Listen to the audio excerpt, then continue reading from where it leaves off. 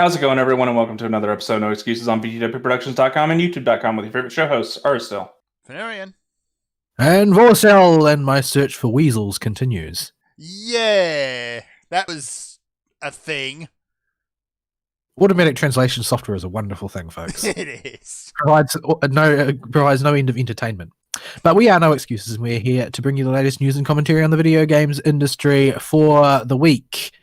But first of all, if you'd like to get involved with the show, you can do so by sending us email at noexcusesvtw@gmail.com. You can follow us on the Twitter at noexcusesvtw, or you can join us in our Discord server, which you can easily get to by clicking on the link provided in the description underneath the show archive on YouTube. Or alternatively, you can go to vtwproductions.com and you can dig out one of our show posts and click on the icon, the logo icon for the show, which will also take you to the Discord server, provided that link hasn't gone dead.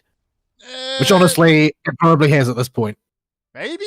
I'm not sure how Discord handles. Discord can be very weird with its links sometimes. Yeah, sometimes they seem to expire in a short amount of time, and sometimes they seem to last for a long time. I'm not really sure what the reasoning is. Yeah. While we're on the topic, did anybody check the email box? I did. There's nothing on there today. How dare you people! They don't love us. We're unloved. Done. What's that? Oh, okay. So, on the stream today, I'm playing a bit of Satisfactory. Because, I don't know, reasons. There was a game I did consider playing, and that's the one I really actually played this week. But, honestly, it's so short that I could probably just finish it on the show, and that'll eliminate the whole point of playing it. And that game is Carrion. Is that the one about the red tenderly Yes, it's a thingamy thing? Yeah, it's a.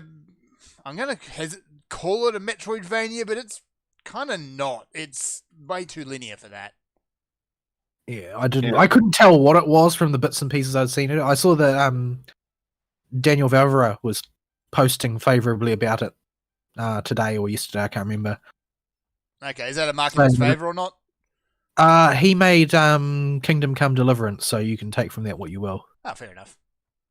I'll play that game one of these days, but that seems like something I need to invest a whole month to.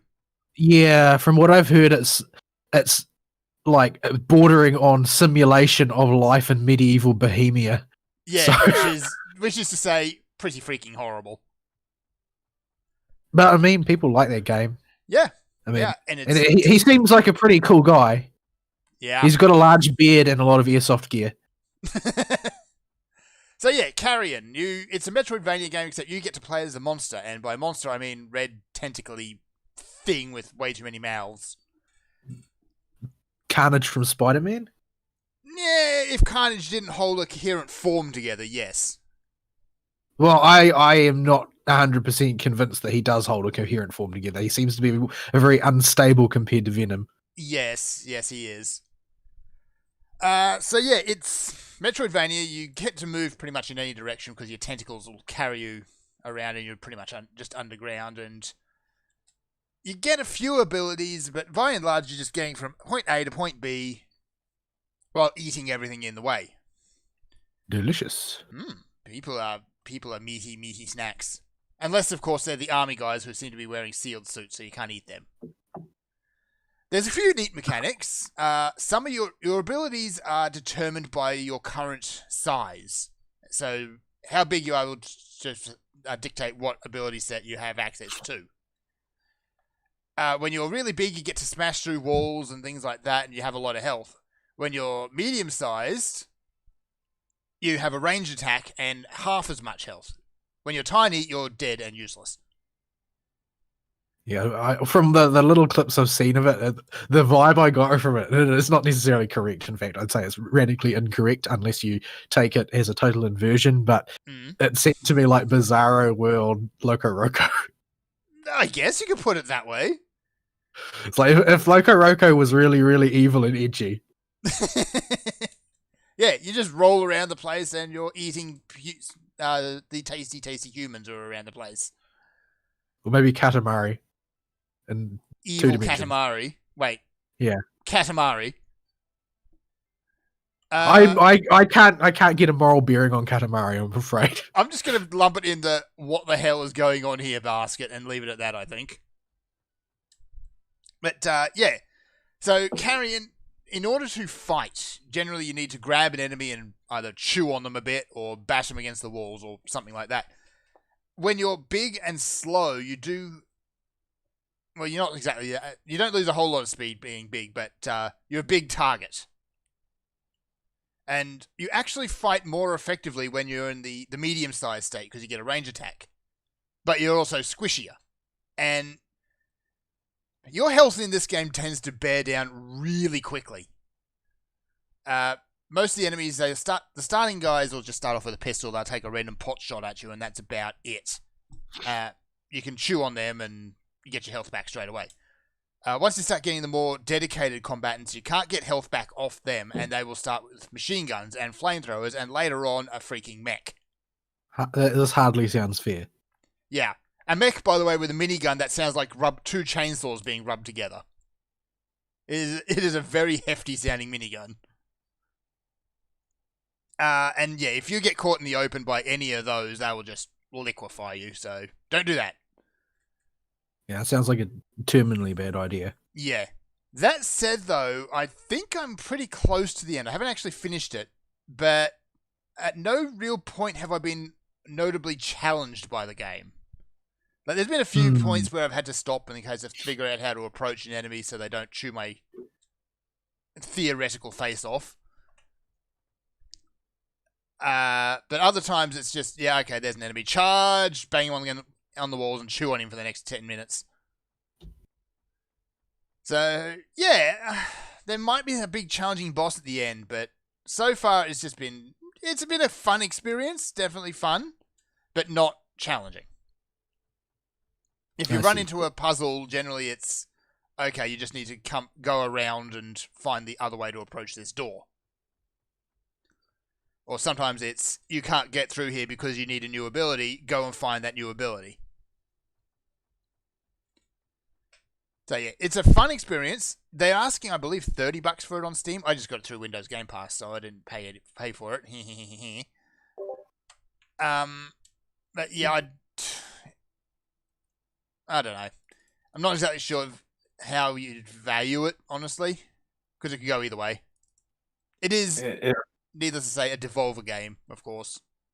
Yeah, it would be. It's strange enough. I'm a bit concerned about what might be in the water over at their place. Lots and lots of gin, I suspect. I was just assuming. I was thinking LSD. PCP. Yeah. Yeah. Gin is on casual Fridays. Oh boy. So yeah, it's a good game. It's a fun game, and it's definitely something I think it's worth playing. There is a story going on, like as to the origins of the monster. But it's a Devolver story. It is a Devolver story, so it's just, yeah, it's The story and quote. Yeah, it happens, and that's it. It's just kind of there. Yeah, a thing happens, and then another thing happens after the thing that just happened. Yeah, and it does mean taking time out of your tentacly sticking to everything, eating people rampage to play as a boring human doing boring science. Which, yeah, that honestly, doesn't sound nearly as fun as eating people. It's honestly reminiscent of The Dig from LucasArts, for those who remember that game. I remember it, but I never played it. It was sort of legendary in its day, but I could never find a copy. It's because it has such obtuse puzzles. It's ridiculous. Honestly, I liked The Dig, but I can see why people didn't. Were they more or less obtuse than Full Throttle? More. Way more. You end up with this mechanic where you can basically bring back anything from the dead. And a lot of the later puzzles revolved around that. I see. You'd have to kind of bring this, I think it was this alien turtle back from the dead after you reassemble its skeleton from very vague things and then hope it would do the right thing. Because there was another layer to the puzzle which was not inherently obvious until you'd actually solved the first two bits. Most frustrating thing ever, this stupid turtle. Ugh. You seem to have turtle-related PTSD.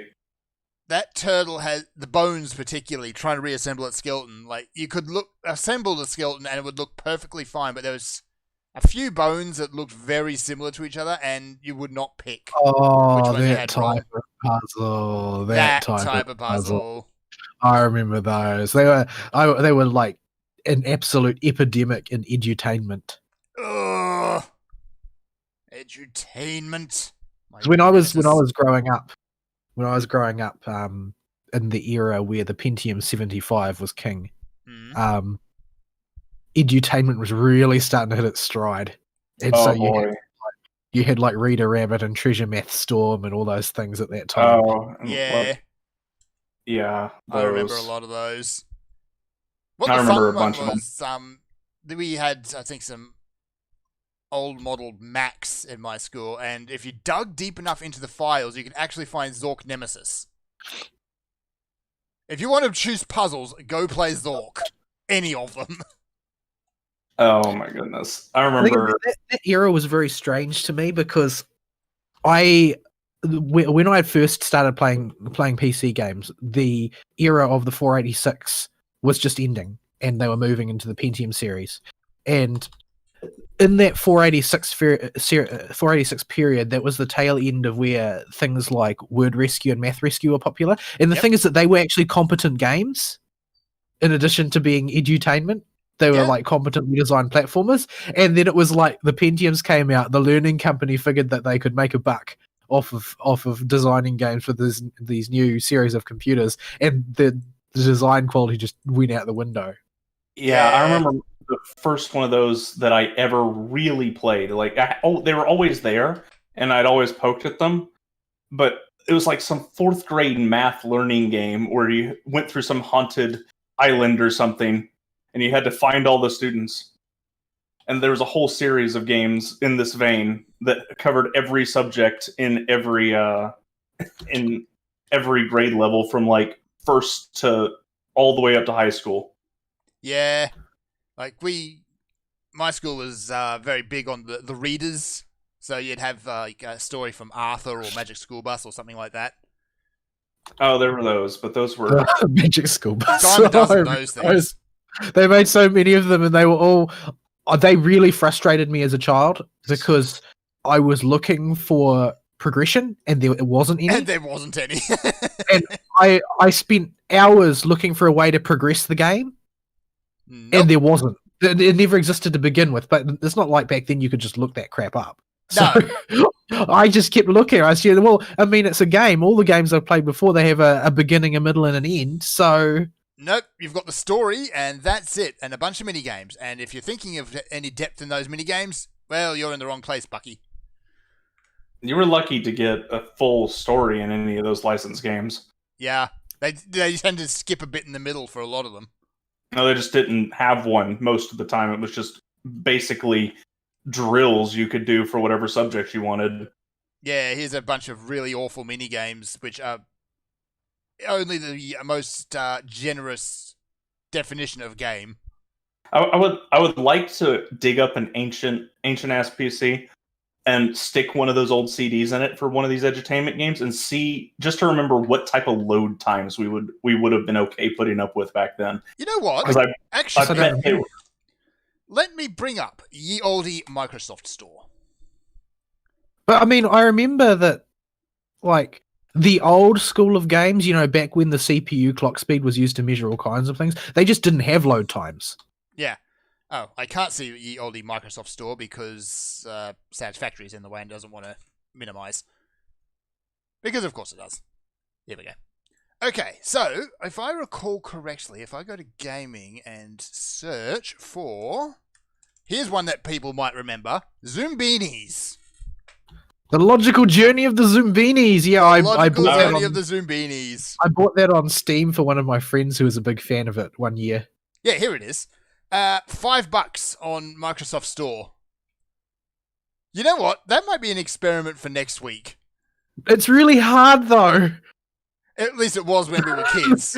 It might Yeah, not be I so know, much as It's adults. still really hard. It's still really hard. I don't remember ever making it very far in that game.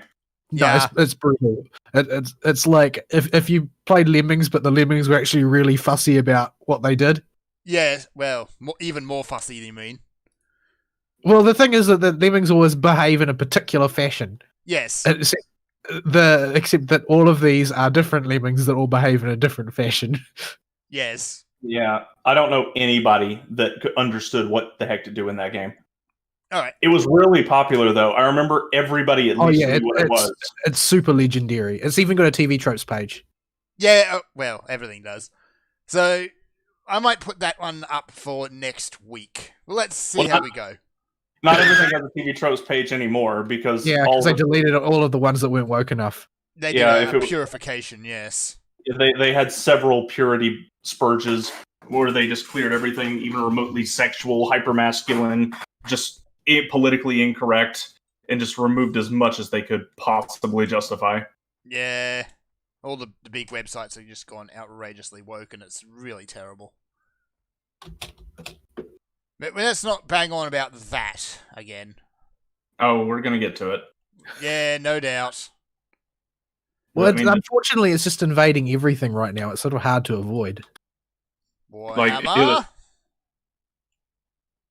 The Warhammer one in particular is a mess. That's happening right now. I haven't followed the Warhammer one that closely, other than seeing it in the periphery. So they put out Warhammer put out a statement saying, "Oh, Warhammer's for everyone, except for all these people. If you're not one of the people we approve of, then you will not be missed."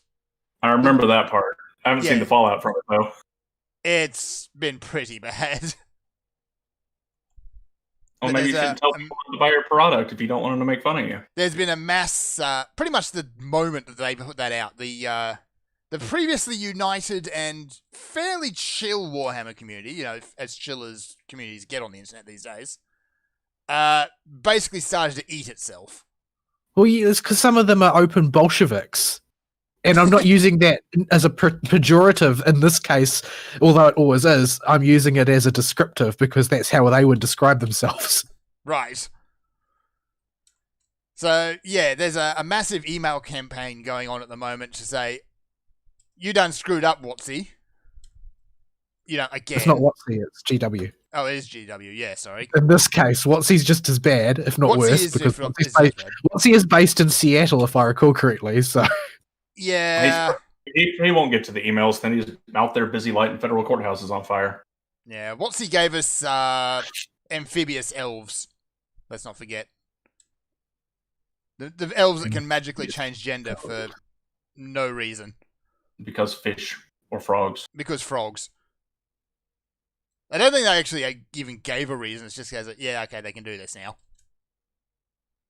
A feature that literally nobody asked for. Nobody would even think to ask for it, that's the thing. No. For people who want to play that sort of game, you've got that magical belt that does it. And usually it's just for people to Bugs Bunny things. And honestly, you can just write it in. Yeah, it just you don't Yeah. So anyway, Warhammer's happening. What were we talking about? Carrion. I'm going to say go play it, but maybe wait for it to be on sale first. Yeah, I looked at it. I'm like, I'll wait on that one. Yeah. It's not a difficult adventure. It's not going to really sell anyone on the Metroidvania thing unless they're completely new to the franchise, to the genre. Even then, I'd say go play something like Hollow Knight because it's much better. It didn't seem to me like it was very strictly trying to sit in that genre. No. Yeah, I didn't get that impression from looking at it. It's just kind of where it ends up. It's just people apply that to everything. Yeah, it's got 2D levels to explore. It's Metroidvania now. Yeah, no. You need some form of non-linearity, either in getting to an objective or deciding where the heck to even go in the first place. Or how to before I'll even and you have to have a static world before I'll even consider you maybe part of that subgenre. Yeah. If you can't meet those two requirements, you ain't gonna get that classification from me. Yeah. All right. For the rest of my week, I did spend a good chunk of yesterday wrestling with PSO2, and I know Ari did as well. Oh boy, I'll join you on this one. Yeah. So. No. Oh no. So PSO2 uninstalled itself again. Yeah. So my computer shut off during a power surge in my house, and PSO2 broke. Yeah, for me Again. it was the Windows update I've been putting off for the last 2 weeks. Decided, you know what? When you're not looking, I'm just going to install anyway. Because Bill Gates. Because screw you is why. Yeah. People say a lot of people are the Antichrist or might be the Antichrist. I think your best case is probably Bill Gates. No. Yeah. There's plenty of worse antichrists. Or No, possibly better. Bill Gates fits the biblical possibility the most, I think. Okay. On a theological level, I think he fits the closest. He's the one that wants to stick microchips in people's hands and foreheads. Based on what? That's true. Anyway, I'd actually put it down to Zuckerberg, but Zuckerberg's probably No, but we know he's a Skynet. lizard person. He is Yeah, a lizard person. Yes, But you can't be the Antichrist if you're a lizard person because the Antichrist is human. Yeah. Allegedly. No, it's explicitly stated it'll be a man. And that's the there whole you go. point. Because Okay, Christ there was you a man, so the Antichrist also has to be a man, and Yeah. Zuckerberg is a lizard man. Zuckerberg So is that a lizard person first. Or a robot. It's up for debate. I will give robot. No, I mean he could theoretically be a robot, but so could anybody. But how his legs sort of hinge backwards, and I mean, his face does peel off every so often. I will grant that maybe he's not actually a lizard, and maybe he's some type of amphibian. But Now you're just arguing technicalities. But yeah, you had a Microsoft Anyway. Store update. So yeah, Microsoft decided, Microsoft decided, I'm just going to install this update, even though you've been deliberately avoiding turning your computer off for the last couple of weeks. And Yeah. the game just nuked itself again. Yeah, and what's a good way I can put this into perspective for people that haven't quite, that may not quite understand our elements with this game and how it functions as a program. Okay, I think I got it lined up in my head at a good way. I'm not sure that anybody actually understands. This could to be quite interesting. honest. So I had to do quite a bit of digging this week to try and figure out what the heck was even going on with this stupid thing and how these stupid app permissions work. Basically, the problem stems from the program is old and was written back. PSO2, the program, was written and its launcher when there was no such thing as an app on a computer. Mhm. It didn't exist. The app layer is something totally different and has to be rejigged and makes you have to rejig the base program completely if you want to use the app layer. But if you want to sell something, didn't bother to explain what the app layer was. so the app layer are the apps. There's a difference between an app and a program. So it's On sort your of computer. sandwiched between the kernel and the sort of the environment in which you would run a normal program. Yeah, it operates effectively on the same layer as a program, but it has higher priority on that layer, if that makes any sense. If there are competing programs that are trying to access the same files, then the app will win, but it runs at the same priority process as a program. But what Now- about permissions? That's the problem. So PSO2 was also made in an era when you could make an administrator account on Windows, and it meant you were an administrator and could modify anything if you just clicked OK. Oh, that was a fond memory. That was Yeah. the glorious days, yes. Windows 10 completely abolished that feature anywhere in the OS, and you have to do some serious command line homebrew programming to get it to behave and give you access to folders it doesn't want you to have access to. Yeah, it's something that's well beyond the average user. Yeah, it is. It It is will be not. on me. I just don't want to touch it because there's so much that can go wrong. Yeah, Yeah. this can royally brick your PC. By the way. Don't mess with it unless you know completely what you're doing. And unless you're sure you can recover that hard drive from having your permissions scrapped, don't try this. Yes. But so the game dumps, or the game has to be purchased as an app, even though it's a program from the Microsoft App Store. And this means it has to dump all the program files into a designated app folder that your OS will lock you out of being able to touch if you're a normal end user. If you even with an admin account, you can't touch it. It will not let you go in that folder and modify junk. You've got to jump through some serious hoops if you want to actually get in there and do anything. Yeah, you And have to access. there's the possibility that you will brick your computer depending on the drive. Yeah, and so the problem all comes from these permissions because the game needs to read and write files regularly as you're playing and as it's updating, and anytime it communicates with the server. And because it has anti-cheat software, that doesn't help either, I assume. But the actual which actual file inside the game is irrelevant that causes the problem. The fact of the matter is, it does not have permission to regularly read and write all the files it needs to because it's an app that is running a program. So, and because you're forced to use the app to launch the game to begin with, and then it launches the program, sometimes it just can't find the old files it was referencing the last time it was installed. And this means the thing won't launch. And it will get stuck with all kinds of different errors depending on which files get bugged out. Yep. Because they couldn't be read or written over. And so what you wind up with is whenever this happens, your only choice, if you don't want to jump through the tweaker hoops, is to uninstall the game nominally so that the app layer thinks it's gone. And what this actually does is it just deletes the app part of the game, which is not any size at all. The app part of the game is that top 10 gigabytes or something that goes in your program files, right? Yeah, it's pretty much part of the it's only part of the launcher. It's a very small part of the launcher that it just needs to access and communicate with the Windows Store, basically. Yeah. And so what this does is you get rid of that and you can re-download the game again. Now, the launcher, when you download the game again, or you download the launcher again, it thinks you haven't installed the game before. So it's going to reinstall the whole dang game. And the game will work fine until you restart your computer again, which usually causes these permission errors to crop up. Yep. And then all of a sudden you can't launch the game anymore and you got to uninstall it again. The only problem is uninstalling it doesn't remove any of the program's actual files, which are some 60 to 70 gigs. Yeah. It just crams them into a sealed folder at the back of your program files directory. And whatever you've designated as your app installation area is where it's going to cram this program file, and it's going to be 60 to 70 gigs, and it's going to stack it one on top of the other constantly every time you reinstall this thing. I've had up to 5. Yeah, I had 4. I posted a picture of it in the video games thread. Yeah. It's a total and complete mess. And it's just not. And getting the stupid thing to uninstall is an adventure in and of itself, because sometimes it just gets confused and won't let you do anything. Mm-hmm.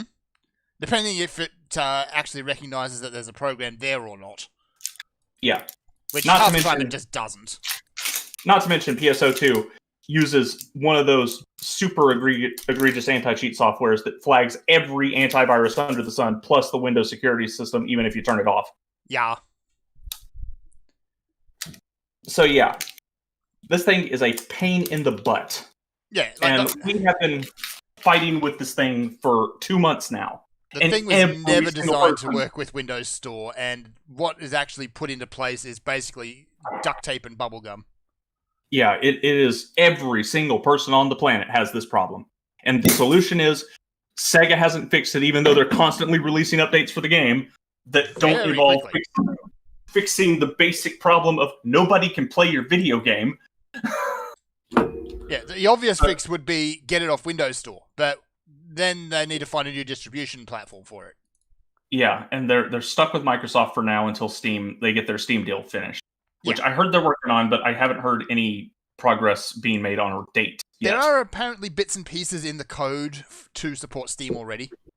Yeah, I've heard they're working on it. I don't know where they're at in that deal. I don't know when it's coming out. The tweak is also set up already for Steam support. So yeah, you may be asking, how the heck do people actually play this game then? Oh, well, there's a couple of ways. So you can get lucky and have a very particular type of hard drive with a very particular type of CPU or a pre-modded OS or something like that just happens to clear it. But all this requires you to have either gotten incredibly lucky with the hardware purchases that just for some reason work with this thing. And it is a very small amount of pieces of hardware that fit in the okay, it'll work fine list. It's itty bitty. And it has to be all of them. None of them can mismatch. Or you could have pre-modded your thing to circumvent these problems ahead of time, which, again, is an advanced user thing. It's not something the average user will have. So instead, the community took it upon themselves to fix it, and the guys that made the client to play the JP version have just updated that launcher and called it the tweaker. Yeah. And the tweaker is how we have been going around fixing this thing. And it is not intuitive at all. Nope. It really is not. It is a pain in the butt. but at least it's a pain in the butt with detailed instructions, so you can go, did I follow this exactly, and read it very carefully. Yeah. I gave up on it because I was too scared to try and do a install from scratch to use the tweaker. I didn't have a choice. Like, after Yeah, I ran out of reinstalling hard drive it, space. jeez, I've lost count how many times I've reinstalled it, because that's what I was doing, is I couldn't get the tweaker to work the first few times, so I just said, okay, I'm just going to deal with it. And that means reinstalling it every time it deletes itself. And that ended up being something like 20 plus reinstalls. Yeah, it was a bunch. It was a lot. So this latest bit is because, okay, you know what, screw this. I'm going to try the tweaker again, and to do that, I'm just going to purge all cases of PSO2 from my hard drive. Yeah, this involved running the command prompt, and they had to provide you a script to do this on the tweaker website. You did it the easy way. You used the script. I didn't. I did it by hand. Oh yeah, but that's because you're crazy. Yeah, because I'm crazy. Do not do this. It literally says on the first page of the tweaker install page, do this as a fresh install. Do not tell the tweaker you already have a version of the game that's for JP crap only. And the first file they make you download is, after you've got the tweaker installed, is delete everything PSO2 on your computer to make sure the Windows Store version isn't there anymore. Yeah. So you need to push that button. For the sake of your sanity, use that. Do not do it by hand. Just don't. You'll be there a while. And this You'll thing be still there takes all day. forever. It still takes forever. It takes like 8 hours to remove 4 copies of the Yeah. game from your drive, especially if it's on not your OS drive. Yeah. Especially, again, if it's not an SSD. Yeah. So I have a regular cheapo ass D drive in my computer that's not my SSD that my OS is on. And I only ever keep like one game at a time on my solid state drive. Yep. So this took 8 hours. I literally turned it on as I was going to work, came home, and it was almost done with the last copy at 5 o'clock. Doing it by hand at Oh, least is faster, but by that point you just set it to delete and just walk away because your computer's not doing anything after that. For reference, I work from 8 to 5 Yee. on most days. And it was one of those days. So after you do that, make sure your locale is set to the US, because this whole thing is configured as though it is. I had my locale set to Japan for something else I installed eons ago and just forgot to set my locale back. Yeah. So you need to be sure you do that. And then you have to run the other command prompts you download to link a spoof file that doesn't do anything other than provide a blank file with a name so that it thinks it's the Microsoft Store app being run. Windows does, so it can link to your Xbox Live account. Yep. And access the Windows Store. Otherwise, it can't connect to the PSO2 servers. So yeah, finally, after jumping through all of those hoops, I think, I'm not going to say 100% certain at this point, but I think I have a stable install of the game. I think I do too. And I actually didn't have problems at first. It was only later that I started having the exact same problems as everybody else. And this seems to be a thing that just a few people have. They're like, oh, it's going fine, until it's not. Well, I've heard that it's tied to Windows updates. Yeah, I think there was a Windows update that increased the breadth of the failures for people. Because Yeah. mine has failed twice so far, but in both of those times, I think coincided with an update being deployed. Yeah. For me, it was right from the get-go. It was just no. It might be Yeah. because the hard drive I do have it installed on is comparatively old. It's 4 or 5 years old, I think. Given that this is a permission read error problem, it could be there are bad sectors on the hard drive. Possibly. I think that bad sectors on a hard drive are a much less common problem Yeah. than most people seem to think. They used I mean, to be a it- big problem, but these I'm- days I'm not just- so much.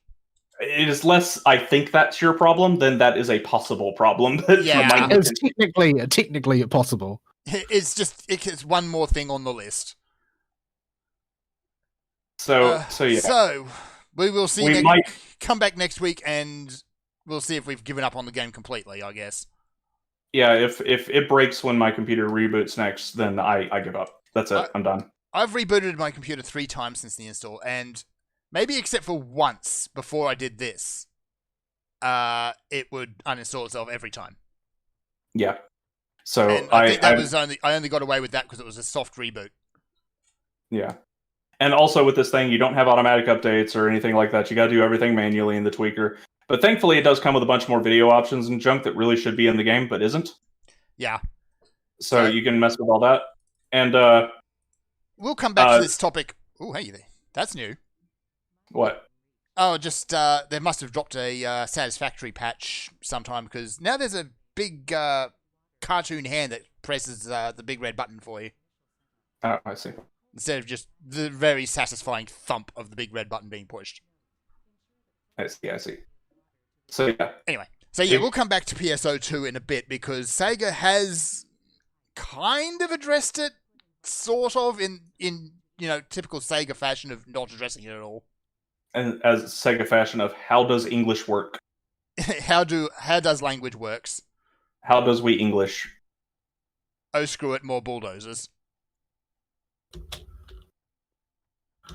So yeah, that's my week. Vol, your week, sir, please.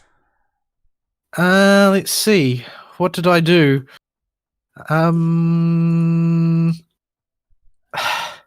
Not really very much, I suppose. It's just it's the doldrums. It's just, the attempting to survive work and playing two gacha games at once. I need to kick one. I do, but I can't let go. That's the thing. But you have too much waifu investment in both of them. Yeah, that's really the thing. Like the thing is, it's not really a question of which do I kick because I'm not going to kick FGO. I've got way too much investment in that. The thing is that FGO requires more of you as a player, not necessarily in terms of time, because Azure Lane is as time hungry as you want it to be as well. But it still requires a lot of you in the sense that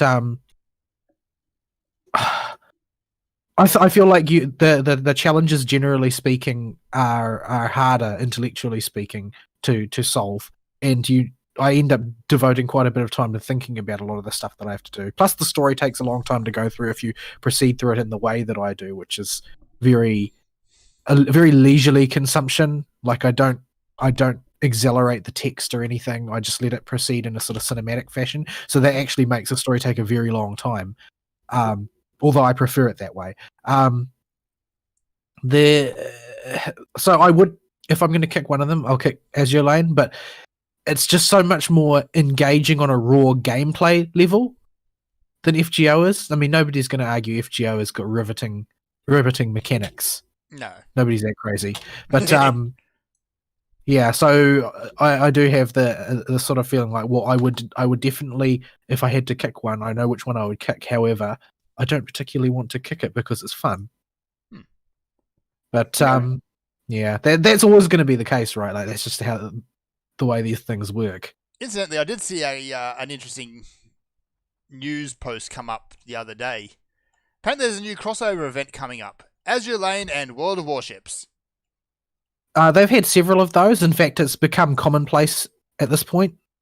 But why though? That it just seems to be the thing. They both do warships. So. They are both about warships, but one's about warship waifus, and the other one's about being a generally horrible person. I'll take your word for that because I've never attempted to play. It's got the same community problems that all those types of games do. League of Legends, all of pretty much every MOBA. Yes. Oh, where you're forced to depend on strangers, but you're never satisfied with their performance. And they're too busy talking horrible things about your mother in chat. Yes. Yeah. Well, at any rate, so that's consumed a bunch of time, but I've pretty much cleared all of the relevant material that needs to be done for the current event that's running in Azure Lane. It's going to be followed by, at some distance, I don't know, since we're in our first major deviation from the schedule of the other servers, because people are burning out basically, and unlike unlike Delightworks running FGO, they actually recognized and acknowledged that burnout is a thing in Azure Lane. And because the North America server was trying to catch up to the Japanese server, they realized that they had ladled on a few too many events back to back, and so decided they're going to put in a couple of beat weeks to avoid people becoming completely exhausted. Okay, that's a bit better. Like, other Delightworks, it was a case of, okay, you're burning out, but on the other hand, here's this new waifu. Yeah, they'd solve all problems with waifus. Yeah. But which, I mean, as far as it goes, is a reasonable strategy. But yeah, so we're on a deviation presently from the Japanese server and the Chinese server. At present, we're in a rerun of a major event, and I've more or less finished that because there's a lot of stuff that I regard as optional. I've gotten the gacha has blessed me to a pretty staggering degree. I feel to a degree that I would regard, in fact, as slightly disturbing in certain ways. That's never good. Because I, rather than having to do any grinding for them, I in fact seem to have managed to acquire everything that is available from the gacha again. For like the third event running, I've just pulled everything out of the gacha with very little effort. Huh. And that worries me. Because, yeah. At any rate, that works for me in the sense that I now don't need to worry so much about doing that event because I've got everything out of it. The only things that I would get now is I can accelerate my development of my priority ships if I spend some time grinding up more points. But it's quite time consuming this time. I feel like it's more time consuming this time, but it's probably because I'm trying to balance the event at the same time as the repeat of last year's summer event in FGO, which unfortunately is... I had forgotten about how ridiculously many challenge quests it's got.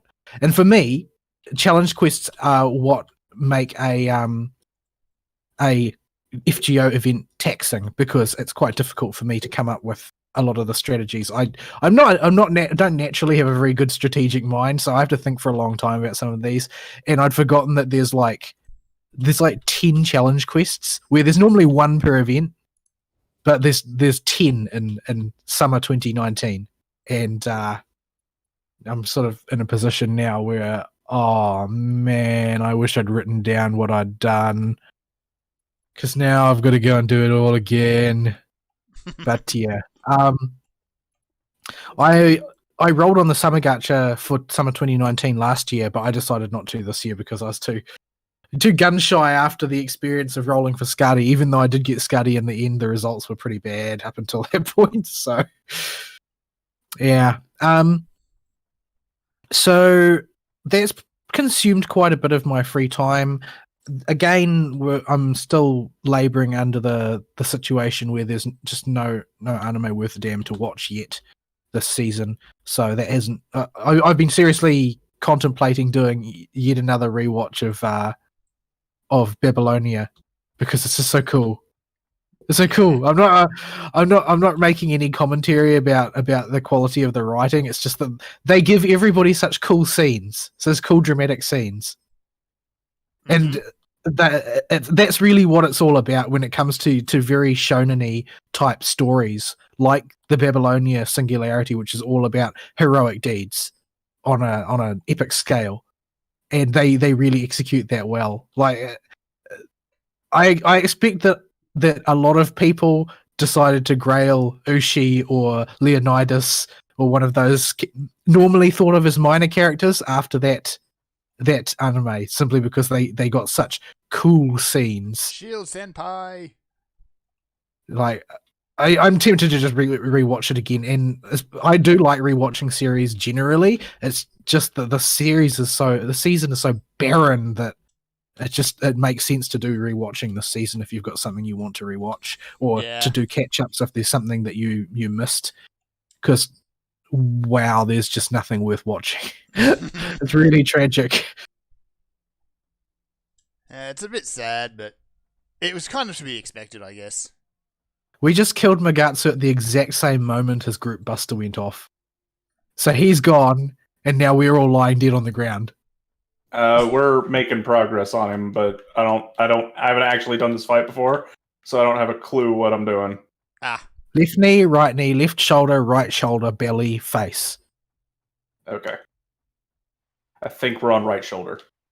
Is anybody going to res me? Probably not. No, I'm going back Joey to the sucking the ship. floor. Oh, why do I have 1 HP? Because the game Oh, what? decided no. Why is everybody dead except for me? Res somebody quickly, or it will go badly for you. Okay, I got a bunch of people up. Oh dear. So yeah, Is the okay? Yeah. so So, fight's going fun. I'm doing rewatches this season probably, unless something really cool happens. Although I doubt it because it's just not that many titles. So I have played some PSO2. I'm making slow progress with the hunter class, which I'm just setting up to be a secondary class really, and then I'll move on to things that I actually want to play. But honestly, I've had better luck with the drops for this class than I did with Braver. Braver still continues to screw me. Oh well, can't have everything you want, I suppose. And since these other two have spent most of their free time wrestling with the client rather than playing the game, I'd I've love to been play sort of more of the stuck on game, this but it's hard to get invested in a game which you have to stop every time you play it and reinstall it. Yeah, it just doesn't want you to play it. That's the It thing. really doesn't. That's the problem. It just fights you every step of the way. We'll say, come with the old statement again. Sega is afraid of money and success. Yeah, they are a frustrating lot indeed. But we'll have more to say about PSO2 later in the episode because of various announcements this week. But They did yeah, I just things. don't have much really to talk about in my week because I've been starved for time. And ultimately, my attempts to play 2 gacha games is responsible.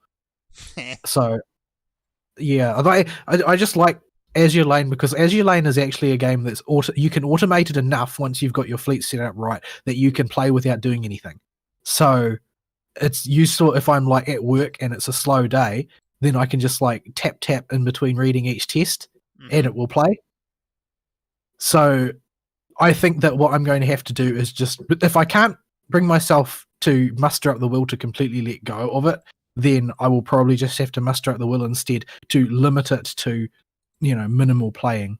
Once I work out what is the minimum amount to get of effort required to get all of the waifus.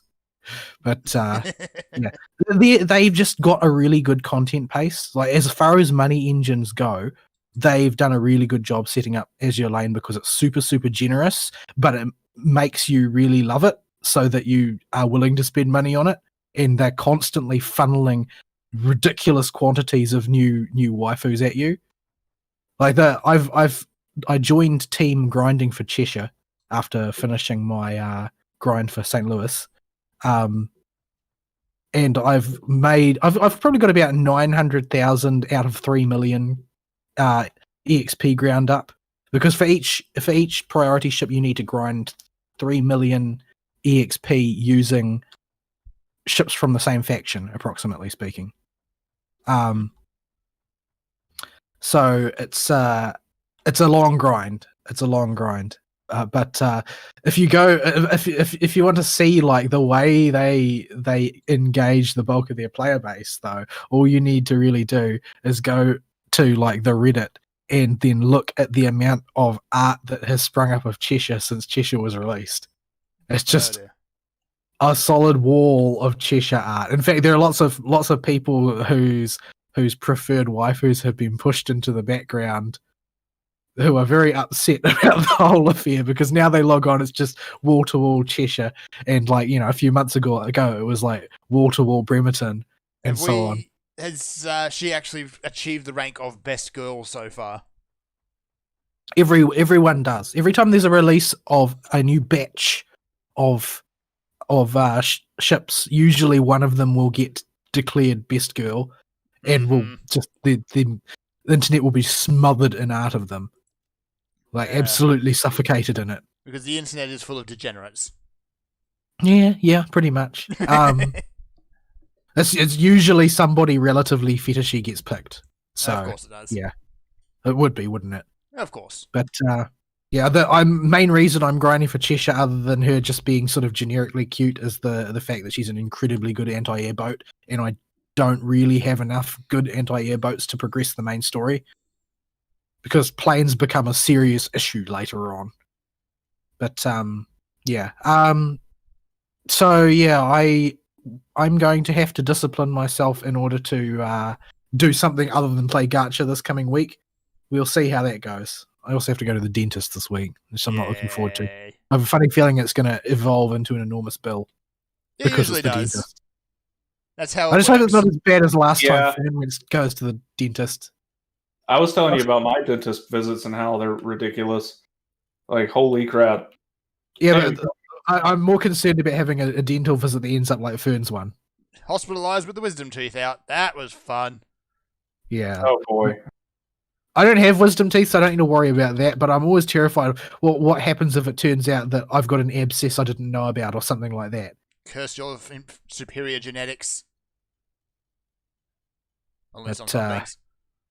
Yeah, so I would really like to actually do something interesting and have something to talk about in my week. And I do have an enormous backlog of books to read, but I've been reading books very slowly lately because what happens invariably when I get towards the evening, is when I normally read books. Usually, I end up saying, I can probably just log on to PSO2 and knock off some dailies, and Yeah. then I look at the clock and it's half an hour past the time I should already be asleep. Yeah. And so very little reading actually gets done. I will say I did finish Peace Talks in the last week as well. Plus, no spoilers. Yeah, no spoilers, but I will entirely agree with Ari is that you can tell that this book used to be one book. Yeah, it's just there's an abrupt cutoff and a swerve into, oh, this is how we're approaching this problem now, okay? Okay. Yeah, especially one event towards the end. Because this event was not supposed to happen here, but it's happening anyway. This needed a much longer book of build-up to have the impact I think they wanted it to. Yeah. So, yeah, it's still a good story, and it builds tension for the next part, but I'm really glad that there's not going to be a stupidly long gap between the two, because otherwise there would probably be riots. Yeah, it is a very good, possibly very good first half of a story. Yeah, it is definitely that. It is half a story. Like, this is not you're not getting a beginning, middle, and end. You're getting build up and inciting action, and then go take a nap for 3 months. Yeah. But here's this big bad who is bigger and badder than the big bads that come before. I want to see what happens. I wonder. I'm rather impressed with what they picked to be the big bad, though. Butcher picked somebody that was fairly obscure, at least with the name they used. Yeah. But I given think, the way a lot of the mythologies work, it's like this character could be in any number of mythologies under different You're names. crawling ever closer to spoilers. You know Yeah, that, so right? let's call it up there. But yeah, it's Peace Talks. It's half a story. Yeah, I have gone back to go through briefcases again because there's a lot of good fun stories in there. And I will not get tired of James Masters, the voice he gives to Mouse. Mouse is Whoa. basically Uncle Iroh now. I see. Well, I think he wanted to give Mouse a Tibetan accent because Mouse is Tibetan. What does a both Tibetan accent sound like? Uncle Iroh. Is he Tibetan? He's I thought he was Chinese. Well, the way that the Avatar universe kind of mashes everything up, I think he's supposed to be Tibetan, but that's how it ends up coming across anyway. Besides, if you ask the Chinese, Tibet is Chinese. Yeah, you're not supposed to. You're not supposed to talk about you're that. supposed to- yeah, it's basically sort of like Hong Kong. Yeah. Yeah, Butcher better be careful. He lives in the U.S. If EO we talked about last week starts really getting enforced, saying that Tibet isn't a country and his literature might be considered pro-China censorship. Yeah, dear. I'm not kidding. I know you're not, but so yeah, if you're jonesing for Dresden Files and you don't want to invest in peace talks, go at least read Briefcases. Because you've got a bit of good lead up into it. You get to see some characters do stuff that they don't normally get to time in the spotlight, like Butters getting to actually do something. Yeah. He gets that whole story where it's his first night out as a knight. Yeah, you get his first mission. You get Molly's first assignment after she got a new job. Yeah. And then you get that really cool Rakugo bit at the end with Harry, Mouse, and their daughter. Damn, why am I blanking? Maggie? Thank you. Why was I blanking on that? I do not know. Probably because she hasn't been in the story for very long, or she's been a part of it for years, but Harry doesn't ever do anything with her. It's because, well, there's good reasons for that for the most part, but for viewer memory, it ain't good. Usually Harry doesn't have good reasons for not doing things. Normally it's just because he's got a generally avoidant personality. Yeah, and normally it's because Harry's a tard. Yeah, it's just because he's being dumb about something. Generally, every problem in the Dresdenverse can be chalked up to Harry's being a tard again. Not every problem, but a good portion of them. Well, I mean, you could say that not every problem is because he's being a tard, but almost every problem would be solved more easily if he wasn't. Yes. Yeah, if he wasn't just if he wasn't, say, refusing to talk to people or refusing to ask for help or just being generally a bloody-minded douchebag. Yeah.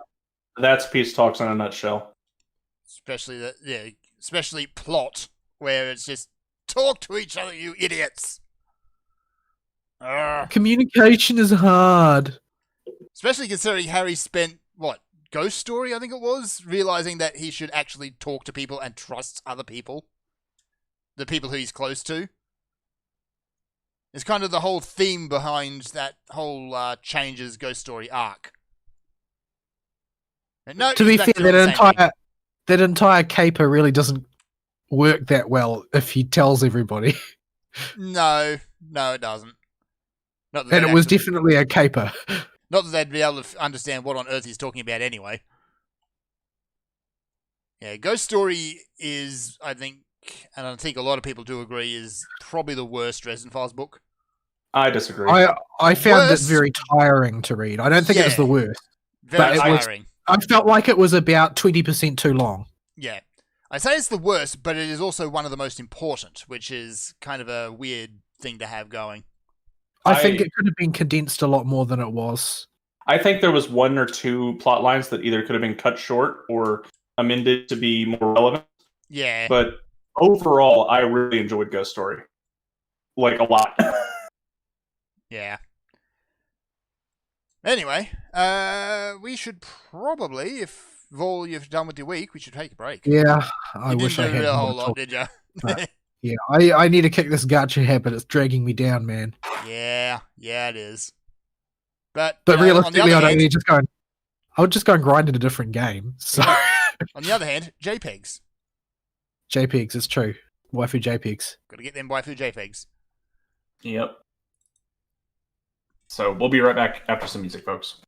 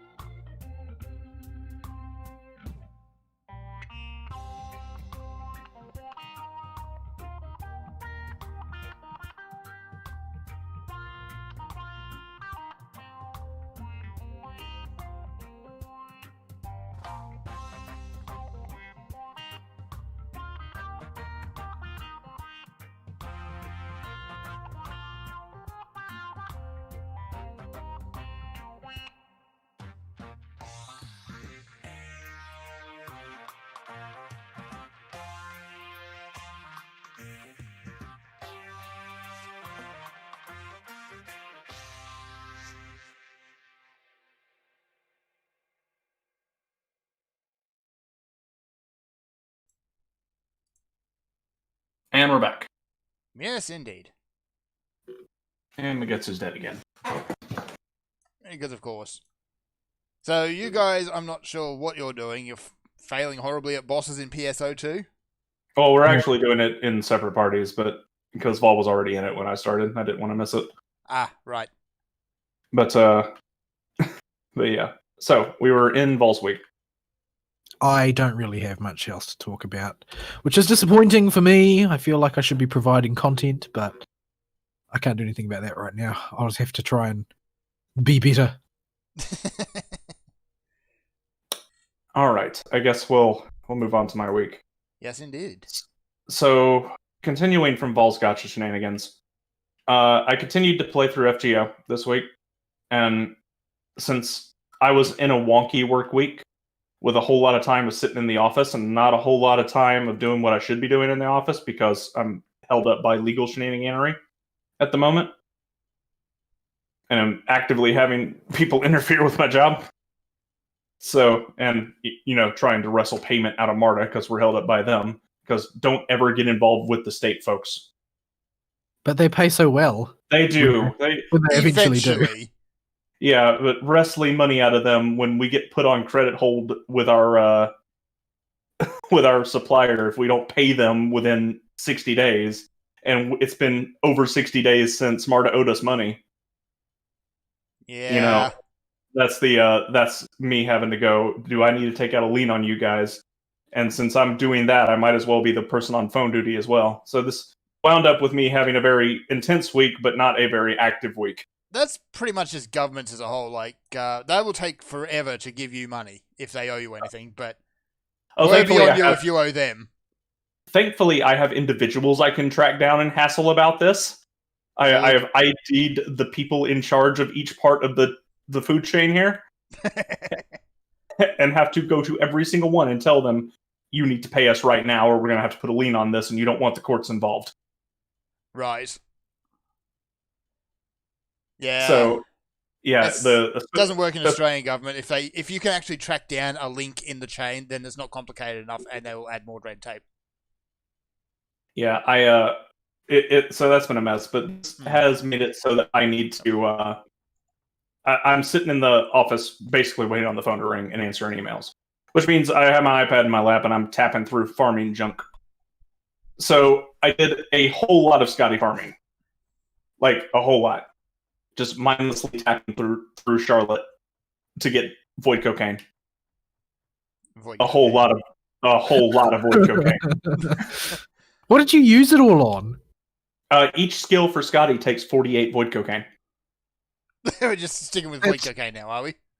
Right. Yeah. I repeat, what did you use it all on? You should have like 500.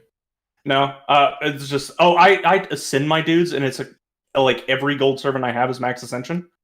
So I don't do skills. I obsess over getting everybody to max level because the first immediate thing you see on the character screen, and that bugs me when they're not all max level. So I make sure at least all my gold servants are max and most of my silvers, unless they're archers, because I'm always out of archer pieces for some reason. But so had to go get me some void cocaine. Had to kill some Valkyries for a while to get some of the new silver mat, the steel, the Aurora steel or whatever it's called. And that was not too bad. The Valkyries are pretty brainless because my best character is Cleo, and Cleo is an assassin, and all the Valkyries are riders. So Cleo just Cleos on them. Oh well, I've also got a 3-turn strategy for that. Took me a while to figure out how to put it together, considering I don't have that sort of raw power, but I devised one in the end. Yeah, I have a almost max gold food, level 100 Cleo. So I couldn't accept the party invite, dang it. You got to tell me when you send it with your voice, because I cannot see the pop-up. It disappears almost immediately with the controller UI. Use your words. But yeah. What was I saying? So yeah, did the Scotty thing, and got her first two skills or her two most important skills to level 10, and her last skill sitting at level 4, and I'm killing assassins, or I was killing assassins while I was waiting on PSO2 to fix itself. So in whatever that place is called, Yaga Moscow, to get the eternal ice or whatever it is. Oh, I haven't done the ice farm yet. It's I farmed about half the steel that I need, but maybe a little bit less than half. so yeah. It's Scotty's a pain to get her stuff for, but it's Well, doable. it's only a pain because we're trying to max her right after the release of her materials. Yeah, and the steel especially just takes forever to get. I thought the void cocaine would be a lot worse, and it was why I originally wasn't going to do the 10 get both skills to 10 and was going to settle for 1. But the void cocaine turned out not to be that bad. That actually wasn't that hard to farm, because there's 4 potential drops in Charlotte, and each one has something like a 30% chance to drop it. So on some really good runs, you can walk out of there with 3 void cocaine. Void cocaine. I mean, everybody needs it, and it makes everybody keep going. I guess. So my Scotty's 10-5-10, I think. I will settle for 10-6-10, I think, because that gets the defense down on a skill cooldown for fights where I want to take her when she's not just there as a battery for Dante's. But yeah, I also finished the Norse storyline. Got a Damarung or whatever it's called. Well, you didn't talk about you finished both of the Lost Belts this week, so you need to talk about both of them, not just the most recent one. Oh, I thought I talked about Anastasia last week. You weren't finished. You'd only just started. Oh, right. So I finished Anastasia and got a Damarung this week. So Anastasia, it's an introduction, and it very clearly is an introduction. I originally wasn't super what the heck is going on. This is a mech fight. Oh, okay. Sure. I don't have a clue what Just we're go doing. with it. Yeah. just try not to die and hit things with your sword. Yes. Or your gun, whichever you prefer. Preferably both, as is applicable. Okay. So yeah.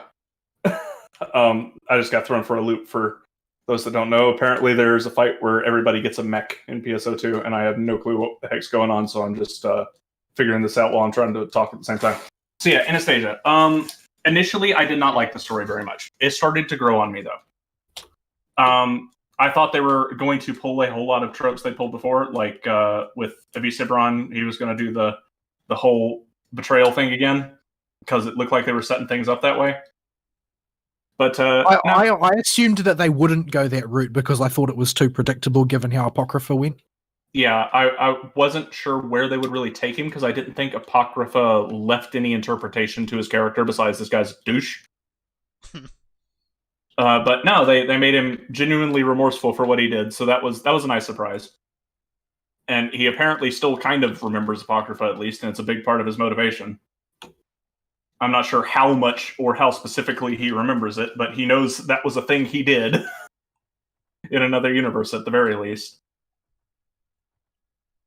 So that was nice that they didn't just go and repeat Apocrypha, because I was really worried they were going to do it, especially when they lock you up in the labyrinth and he's like, I want to talk to Avisibron alone. I'm like, oh, here we go again. We already seen what happened last time. Last time, a little kid got turned into a giant rock man. Among other things. Yeah. So they didn't do that, and the real selling point that saved it was the stupid ass furry dude that's your partner for the whole time. So this poor Wolfman has just a terrible life. Like he has not had a good time in Anastasia, where it is kill or be killed. You must kill for food. Eat the people of your community that are too weak to survive. Bad juju kind of stuff. And you start talking to him about how you have a better world, and they really start hammering home the fact that you have to kill literally everybody in this world if you want to have your world come back at the end of all this. And you're about to give up, and then the Wolfman goes up. You just told me there's this super de-duper great world out there, and you're just going to give up because you got to kill a bunch of furries? Man up and do it. And so he managed to redeem the story quite a bit in Anastasia, because I didn't like the villains of Anastasia at all. Kadok was really weak. I knew I could get what they were doing with him, or at least trying to do with him, but I didn't like him. Anya herself was very flat. They didn't do nearly as much after she had a really cool flashback scene. I thought they'd take her somewhere, but they just kind of stalled her out and didn't go anywhere with her. I honestly think that the problem was actually that they had too many characters. Yeah. That's another thing there. And they're also trying to introduce the concept of the Lost Belts to the player during this arc as well. So it works as an introduction. I would even say it's probably better than than Fuyuki was for introducing a storyline. But overall, I was just not sold on it. So that was my general opinion of Anastasia. God of Damarung was much better. Everything stayed focused. The villain stayed on screen and center focus for the story. Oh, you are very close to dying. Yes, I am. Now I'm dead. I don't know how to res you with this stupid thing. No, I just get another one. Okay, but yeah. So the concept in God of Damarung I thought was far more interesting anyway, where the leader actually cares and is not, Ivan the Terrible. So, well, when you say cares, like her idea of what constitutes caring is a bit interesting. You can still interpret it as she's trying to do what she thinks is right, even if she's absolutely nuts, because she's a goddess. Yeah. So it was a much more engaging and interesting story. I thought the characters were a lot better, and I thought the weight of we have to, even though they didn't harp on it nearly as much as they did in Anastasia, that you're going to kill everybody here, including all these wonderful, nice little kids you've just met. I thought that was handled way better and had much more impact in the Norse storyline. The only thing I didn't like about it was Surtur as a character in general. I don't think he needed to be there. I don't know what you would have replaced him with, but everything about him seemed like fluff when he showed up, just to be the big final boss. Yeah. Ultimately, there needs to be something big enough to cause the Lost Belt to become a Lost Belt, as opposed to conventional human history. And it's like it's one of those situations where something just has to be big enough to impact the timeline. Like there's a story called Sunwither that I'm quite fond of. It's a novel, but the universe's premise basically is that the only thing that has enough power to actually result in in the formation of a parallel universe is divine intervention. Like only places where the divines would have intervened or not actually creates a world which can exist on its own. Everything else is just like fine detail.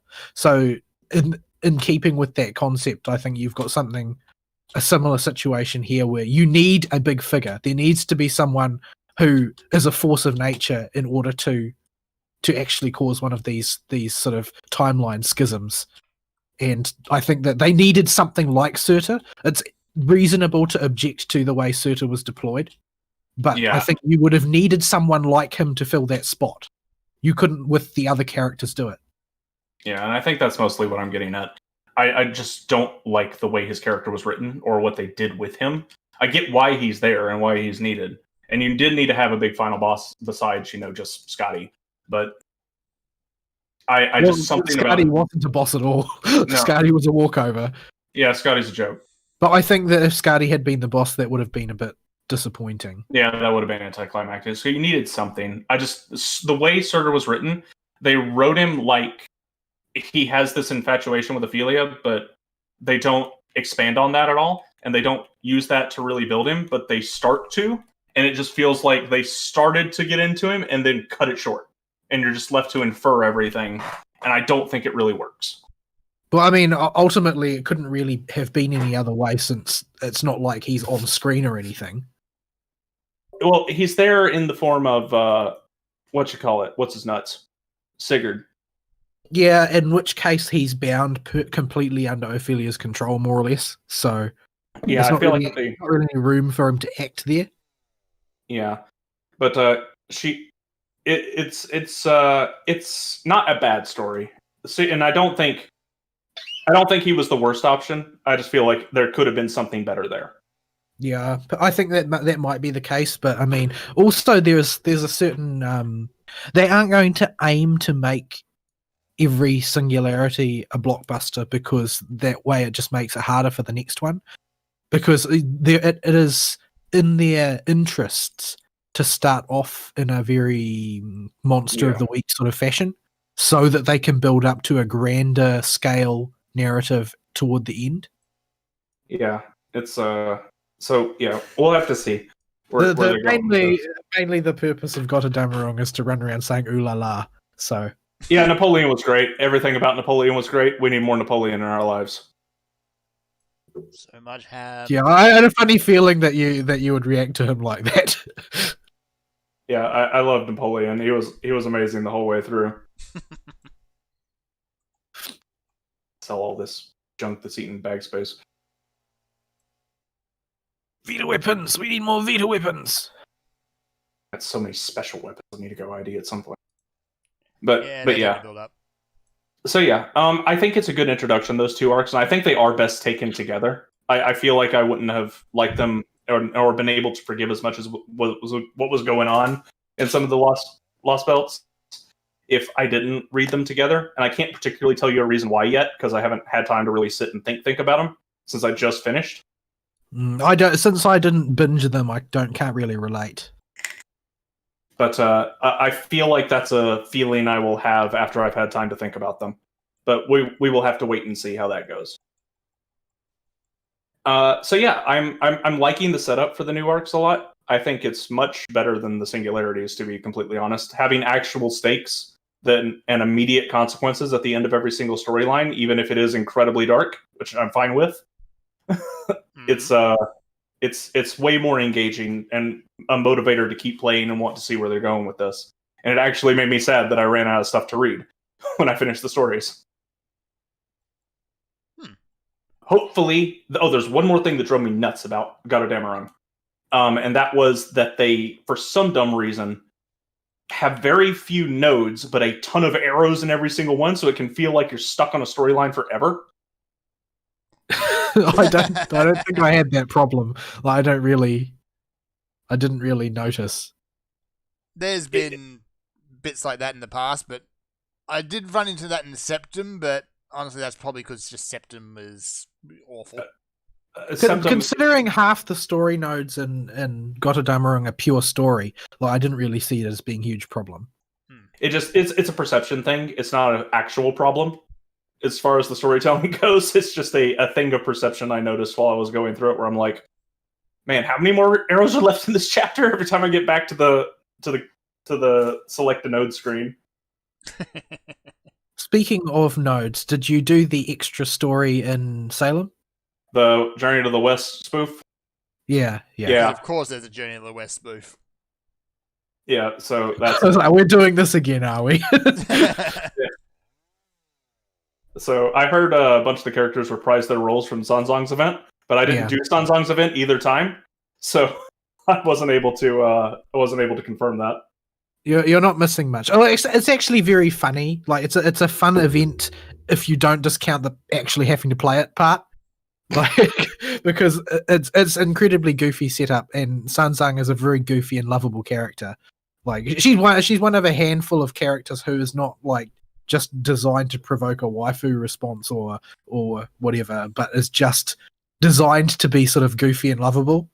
And it's normally the boobies are pretty much a side note to her character, because her character is very larger than life and like her boobies.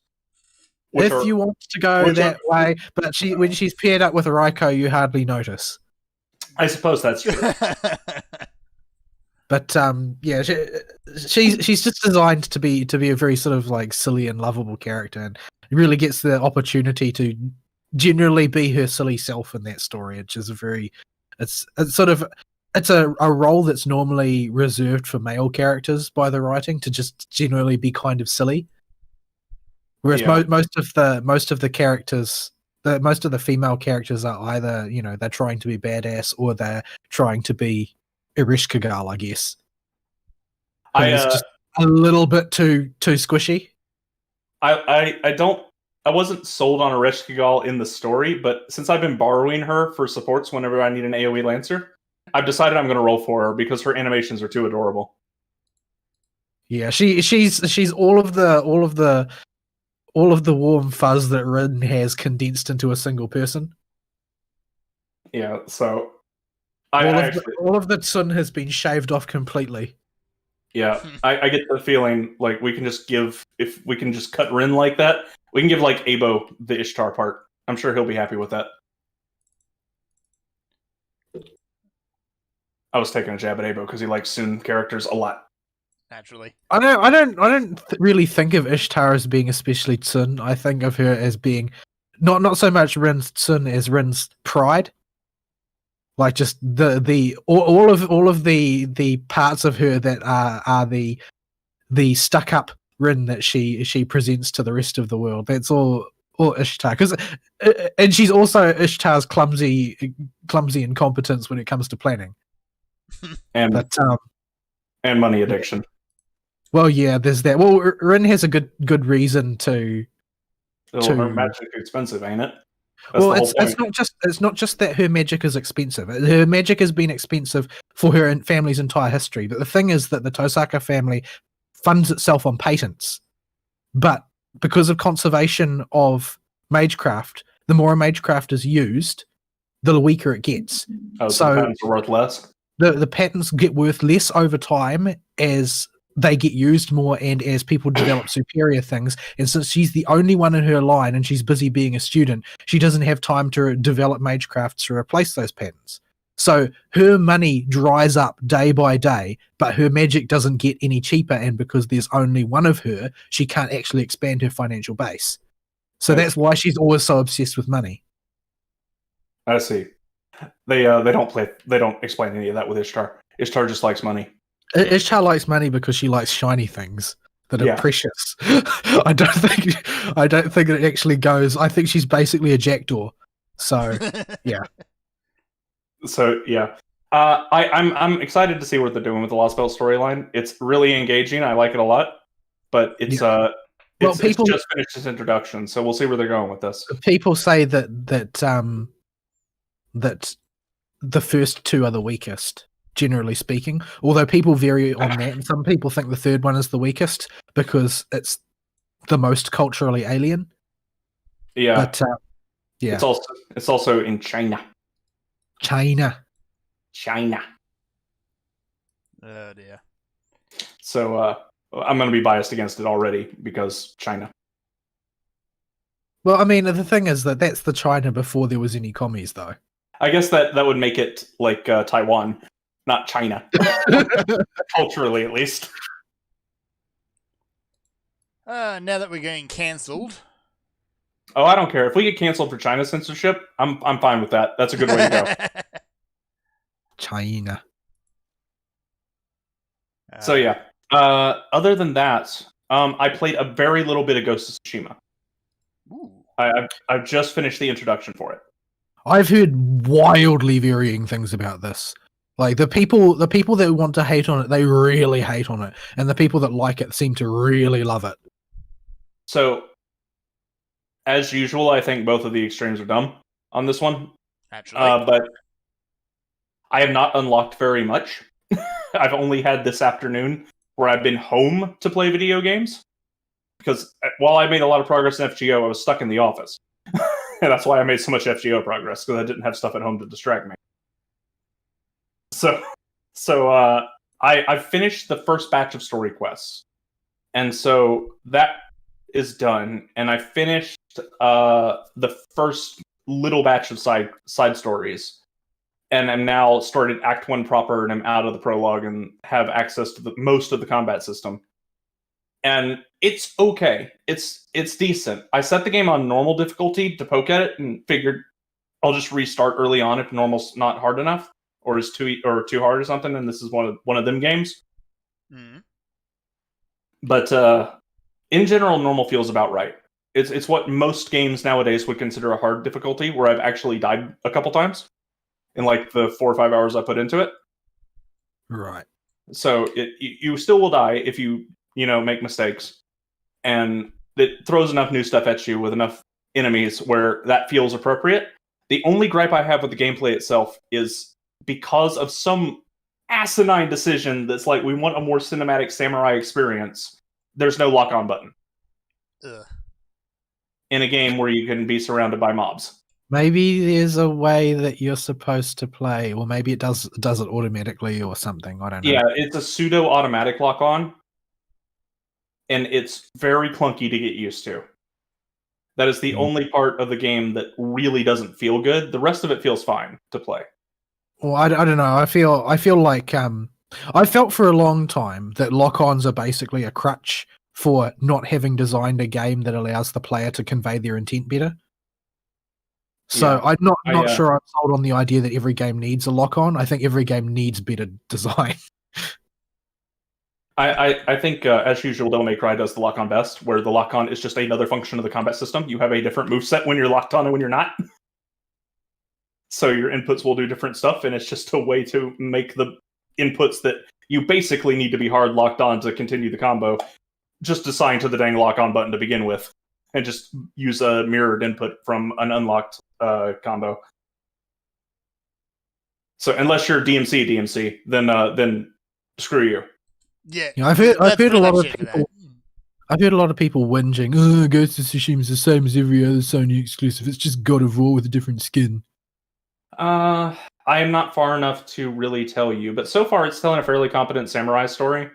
I mean, it's a fairly generic samurai story. I don't know if they're talking about story. I think they're probably talking about gameplay. Oh, well, it's a third-person action game that makes it a clone of every other third-person action game. Yeah, I get a lot of vibes from other third-person open-world action games, but the theming really sets it apart so far, and that it is its own thing and worth paying attention to.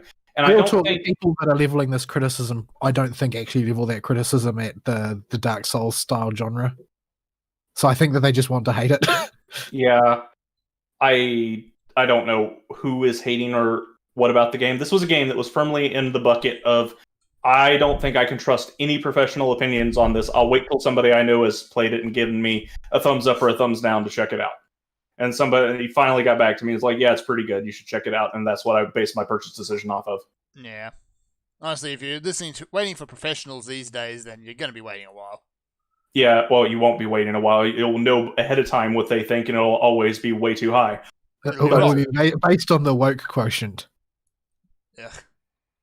So yeah, this was one I didn't trust the professionals or the community opinions on, because it just seemed like one of those games that both of those opinions would be totally useless. Well, So I mean, I didn't really look for any opinions per se. I mean, I just was going by the general atmosphere generated on social media, the most toxic place in the world. But my impression of it was, oh, it's a Sony AAA. That means it's going to be a reasonably competent distraction like most other Sony exclusive AAAs. Yeah, we'll have to see how well they do everything in it. Because to be fair, most of them are almost never outright bad in the conventional sense. It's pretty rare Except that for the they Order, just of come out in course. that. Well, the Order, like, that game was also like 3 hours long or something, wasn't it? Yeah, and it had like 3 werewolves in it.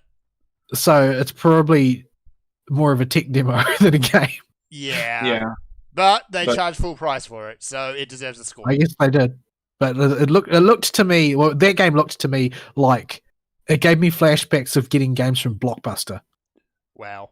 Like it was like that game screamed rental. Yeah. Oh man, remember when you could rent video games? Yeah, But yeah, is there anything else about Ghost in the little bit I've got into it? I'll have to really play the game and finish it proper, which could take a while. I have no idea how long this thing is or how much I'll want, if it'll designate itself in my brain as a game that needs finishing, which means big open world game, so that could take a while. I have found certain things about the reaction on social media there to be amusing, though, such as the fact that the woke crowd immediately leapt on it to scream about cultural appropriation because it's a Western game. Oh, they got mad. I saw they got mad because of the stupid flute instrument. They got mad about a whole bunch of things. But like, for instance, Mongols being portrayed as bad people or something. Yeah, Genghis I- certainly was. Well, yeah, this is Genghis had everybody's Genghis' grandkid, but Well, yeah, in that time period, but he kind of did a lot. yeah, Kublai Khan is the He sowed big his bad. oats. He did. He sowed his oats far and wide. Yes, he did. But yeah, this is Kublai Khan, one of the Khans that is most known for how horrible he was. Who is the big Yes. bad of this one? The Mongols there was did a whole put out bunch some of- real world-class bastards. But there was a whole bunch of whinging specifically about cultural appropriation. Yeah. And that was pretty roundly disarmed by the fact that the game sold like hotcakes in Japan. Yeah. I think My I don't think favorite anyone one- actually starts carrying on about cultural appropriation, you can just safely ignore them because nobody knows what it actually means. Yeah, well, it's just a weapon. But there was one story that I really want to point out, and that one I was bringing up earlier about cultural appropriation in air quotes. Yeah. It's that stupid one about the flute. There's a little flute instrument that people play, and they got a white guy to play the instrument for all the uses of it in game. And it's your character carries around one too. And it turns out there is only one grandmaster of this instrument in the world, and it's a white guy It's who traveled that to guy. Japan to go study under the previous grandmaster, who's now old as dirt and can barely lift the thing. So he is the last one that can play it, and they were So he's chipping the- out. He's the only person in the world preserving this facet of culture, No, and it's they hate him appropriation. for it. But yeah, they chimped out at this guy because he was playing this stupid flute instead of an Asian man. And the Grandmaster, I think, the old Grandmaster came out and said, "You do know he's the only one I accepted and as a student and passed the Grandmaster exam, right? And he's a white guy who flew all the way over here from America to come learn this thing. Or wherever he was from. He might not be from America, but he's a white as white can be guy." So sit down and shut up. Yeah, he basically told the woke US crowd to sit down and shut up. But can they not hear themselves? It's like, your No. blood is wrong. You're not allowed to do this. No, they don't hear themselves. Do they have any idea how disgustingly racist they are? No, they don't. They genuinely don't. They think they're virtuous heroes. Anyway, But yeah, apparently the game is selling like hotcakes in Japan. The Japanese all love it. And, well, it lets you be a badass samurai, and that's probably what every Japanese kid dreams of. And so it's doing really well, and lots of people are liking to post the sales figures against Last of Us 2. Which yeah, I imagine didn't sell a single copy in Japan, probably. No, it was basically ignored by that entire market. And nobody was interested. because it's filthy and brown, and that's about where people stop paying attention. I mentioned this in our pre-show discussion, but I was reading a Google Translate a few months maybe ago of a conversation between Japanese people, and Were there any weasels involved? no, but it basically was a whole bunch of Japanese people complaining, boys and girls, we would be willing to give a whole lot more Western games a shot if the women weren't butt ugly. Yeah, It's just they keep trying to make these women more quote realistic by making them hideous, and the Japanese hate that. This is totally like not something that anybody should need to be told. Like, how long has mankind been using the appeal of the female aesthetic as a marketing device? Was there ever a time that we didn't? nope. Because I'm pretty sure that human breeding is based on it. Yeah, last I checked, but don't tell that to the woke crowd. Apparently, that's heresy, and it'll get you, lynched. Heresy. I'm only half joking. It really is I like know. heresy to them. I mean, they are. Well, let's face it. It's not incorrect to call it a cult. Well, It's yeah, I mean, in conservative circles, it's been referred to as a cult for the last 20 years. Yeah, Yeah, It's just become popular now to do so. yeah, exactly. We've been calling it like a religion. I'm glad that like a religion has become the narrative for it, because Well- it really is. Once they actually have started setting up their own church services, it's kind of difficult to avoid the comparison. When you're having litanies in the middle of the street worshiping people because of their skin color, there might be something weird about your movement you should take a look at. You This might is want to like stop and that- take a look at yourself. The thing that amuses me is, did you see that episode of the Boondocks where Uncle Ruckus starts a church? I think so. It's a church about white Jesus. Oh, Yes, I've Because seen the entire thing that is happening is just the opposite of that. Like Yeah. they're worshipping blackness rather than whiteness. I didn't care much for the Boondocks, but I loved Uncle Ruckus. Everybody loves Uncle Ruckus. Well, I presume liberals don't like Uncle Ruckus very much. Although I gather the guy that wrote the Boondocks is basically a communist. Yeah, Probably. he's like Huey is his self-insert and has been getting more and more radical as the show and comic strip has continued. But on the other hand, he's also created Uncle Ruckus. Yeah, but And I wonder if it was intended though by him that everybody actually loves Uncle Ruckus so much. and I hate to break it to him, there are Uncle Ruckuses out there. Oh yeah. Uncle Ruckus is basically say the quiet part out loud, the character. And he gives absolutely zero cares. Gotta love it. Any way you figure. No. But I'm just quoting a character we're talking about. You see? Can't I? Yeah. What you're doing is you're going to get that song stuck in my head for the next week. I will not tell y'all what that's a reference to. You can take the context clues and go look it up yourself. Oh dear. Anyway, we should probably move on to some news. Yep. Right, and since we're talking about making women uglier, this segues quite nicely into the fate of poor Cortana. Oh yeah. So I'll post one of the pictures that I've dug up that I thought was fairly apt. Bonus points if you can name which TV show is on the left. Me and Vol knew it. It took me a while. I can see it now you pointed it out, though. Now, the chap on the right has become a superstar over the past couple of days. For his potato face is now gone viral. Yes, I will help y'all out with some various memes and comparisons as we go through this thing. So, Halo Infinite. It's everything that Halo fans deserve for ever supporting 343. If you thought 343 still had any magic in it, no. It died when literally everybody split, and the 343 was the B team, by the way. We knew this ever since what's the name? Bungie split from Activision. And you know what's even funnier? All the people that were decent at Bungie when they split before the split with Activision, all left before the split with Activision. They're over at Destiny now. Oh no, they're off split, gone from Bungie itself. They founded an independent studio that hasn't done anything yet. Yeah, they all that's split. right. I forgot about them. But yeah, in my opinion, is 343 have never made a good game, and anybody who thinks that they have is delusional.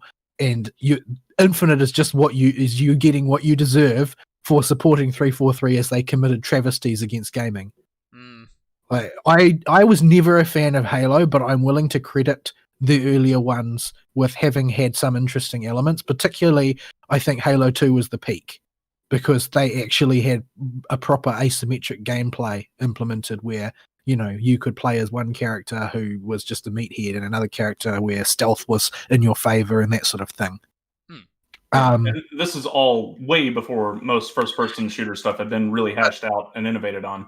But that was all classic Bungie. And then when Bungie left and Microsoft built 343 out of the discarded remnants, there was never anything good or imaginative or original that came out of 343. 343 was just the dregs left behind when Bungie and Microsoft decided they weren't working together no more. And there's no good has come out of that. They've just basically been recycling the same formula over and over again, and it's just gotten more and more threadbare over time. Yeah, this is highlighted if you compare the behind-the-scenes documentaries from Halo 4 and Halo 2 and 3, where they actively are talking about new features and how to innovate and bring the genre forward and what can they do with the game while still keeping it, a Halo game. And in the earlier ones, and right after Halo 3, you don't hear any more talk about that. Yep. You start hearing some really wackadoodle stuff about how to make it sell better. Yeah, it's all about exploiting the franchise and about how they need another trilogy. And did that ever manifest? Did they do a Halo 6 or whatever? I don't know how many Halos they did. I think they got up to. Did 5 ever come out? I gave up when they Really? the retconning of the Halo Reach book and redoing the canon lost me, and I stopped caring. Yeah. I did play Halo 4. It was Bad. both in terms of story and gameplay was such a travesty that I never even looked at another Halo product. Yeek. I was Yeah. never a Halo Wars world champion like you, Ari. Oh yeah, me. I was in the top 25 of them 26 players that played the game. I mean, it's still a trophy. You're still winning. Okay, yeah, Missy knows. So Halo 5 was a game that existed. Okay. But it was that one they flubbed by splitting the marketing between that Marine dude and Mr. Chief. Oh, that's right. I don't even remember what you're talking about. I guess nobody must have talked about it. They tried to make Master Chief a bad guy in the marketing. What, like Captain America joining Hydra? Yeah, basically. Yeah, kinda. They're like, oh, Chief's the bad guy. He's killing all the Marines, and this is one Marine dude But who's no, gonna turn it all around, and it was just bad. yeah, nobody bought it because Master Chief is Microsoft's baby, and they won't do anything to ruin him.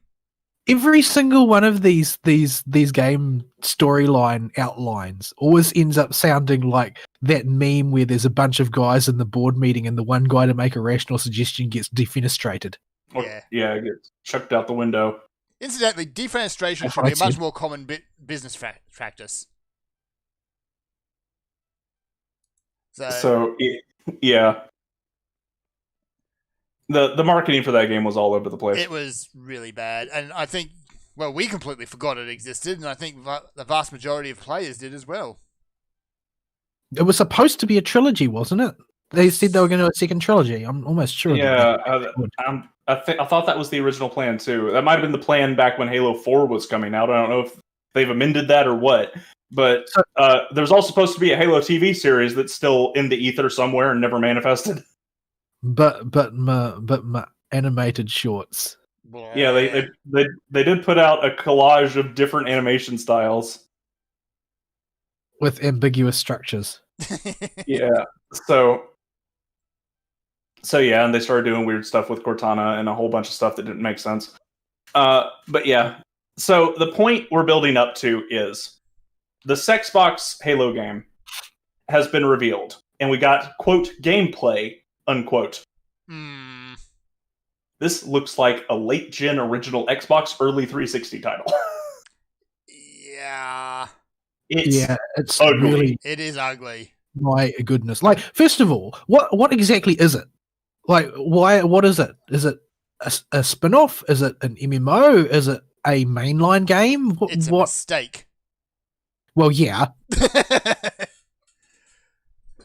But this is supposed to. Because I know that they were launch trying title to for do an this MMO Xbox. at one point. They weren't were at one point, yeah. That became Destiny. I think that became Destiny. Could have. Maybe. Although I don't know. I wouldn't be surprised if the Halo MMO is still sitting on a shelf somewhere. Who knows at this point? They're probably just rolling with whatever they can get funding for. Yeah, But yeah, I'm dropping a couple of compare and contrast screenshots in the live show chat so y'all can take a look at just how bad a backstep this is. Like, it's like they've got all the shaders turned off or something. or something. Yeah. Yeah. And there's a few cases where it looks like they just haven't bothered to texture some stuff. And what's Yeah. hilarious is they ran this demo on a PC that they could have easily cheated the specs on to make it better than it actually was if they wanted to. You know, see, the thing that mystifies me most about this is not, oh well, why is Halo look so bad on the next gen system? That's like, well, it looks like they're running with some incredibly crappy pre-alpha render that they were forced to come up with in 72 hours before the presentation or something like that. Yeah, it wouldn't be the first time that's happened. Yeah, it wouldn't be the first time that's happened. But what I'm curious about is, why would they risk it? If you want to use this as a marketing tool for your new console, why would you risk this when you have a definitive raw clock speed advantage over your competition, being PS5? You've got more raw power in your graphics processing and in your central processing than they do. You have the more powerful system on paper. Why then would you risk that advantage by presenting something that looks like dog do compared with all the swanky crap that PS5 keeps trotting out? When PS5's only hardware advantage is something most people won't understand and doesn't really sound that great anyway. Like, because all they can when they talk about all of their ability to shuttle things in and out of the RAM at hyper speed, like most people just hear, oh well, the load times will be 10% shorter when you say that. Then people don't necessarily understand the implications, and it's true that the system is weaker on paper in various respects. They have an advantage. Why did they just throw that down the toilet? And Do they really think people still love Halo enough that they would buy something that looks inferior to the competition just because it's got Halo in it? And to just further put icing on the cake here, this is not relevant to the CPU at all, or any of the tech specs of the Xbox period. But whoever did the animation design for the characters, and especially their faces, is awful at their job. But I mean, this seems like it might be a procedural skeleton rig that was, worked up from defaults in 48 hours or something. Like the whole thing looks like a set of standard animations from like a construction kit or something. Yeah, it looks With like a bit of custom tuning in there to make it look a bit more like Halo. The whole thing just looks like a super rushed mock-up. And I just don't know why you would want to poison your franchise by attaching something like that to it, as if it needed any help to be poisoned. I think this was definitely rushed. I don't think you can really argue that this demo was rushed. But I think part of the reason they thought they could get away with it is because one of the most legendary game demos Xbox had was Halo 2 at the E3 the year it came out. And it was a rushed Halo 2 demo. But instead of focusing on graphical fidelity, they just told people right away the graphics aren't done at all, and this looks like dog crap. But here's all the new systems we're going to be putting in the game, and we're going to show you the gameplay part. And they were not trying to sell a new console with it. But it is legendary how rushed that demo was, if you follow the Halo story at all, as far as its development goes. And I guess they thought, oh, well, we did it, in the middle of a console generation over a decade and a half ago. We could clearly do it again, right? Never mind that none of the people that made that original demo that was well loved and looked like crap aren't here anymore. And we have no idea why it did well and went over so good.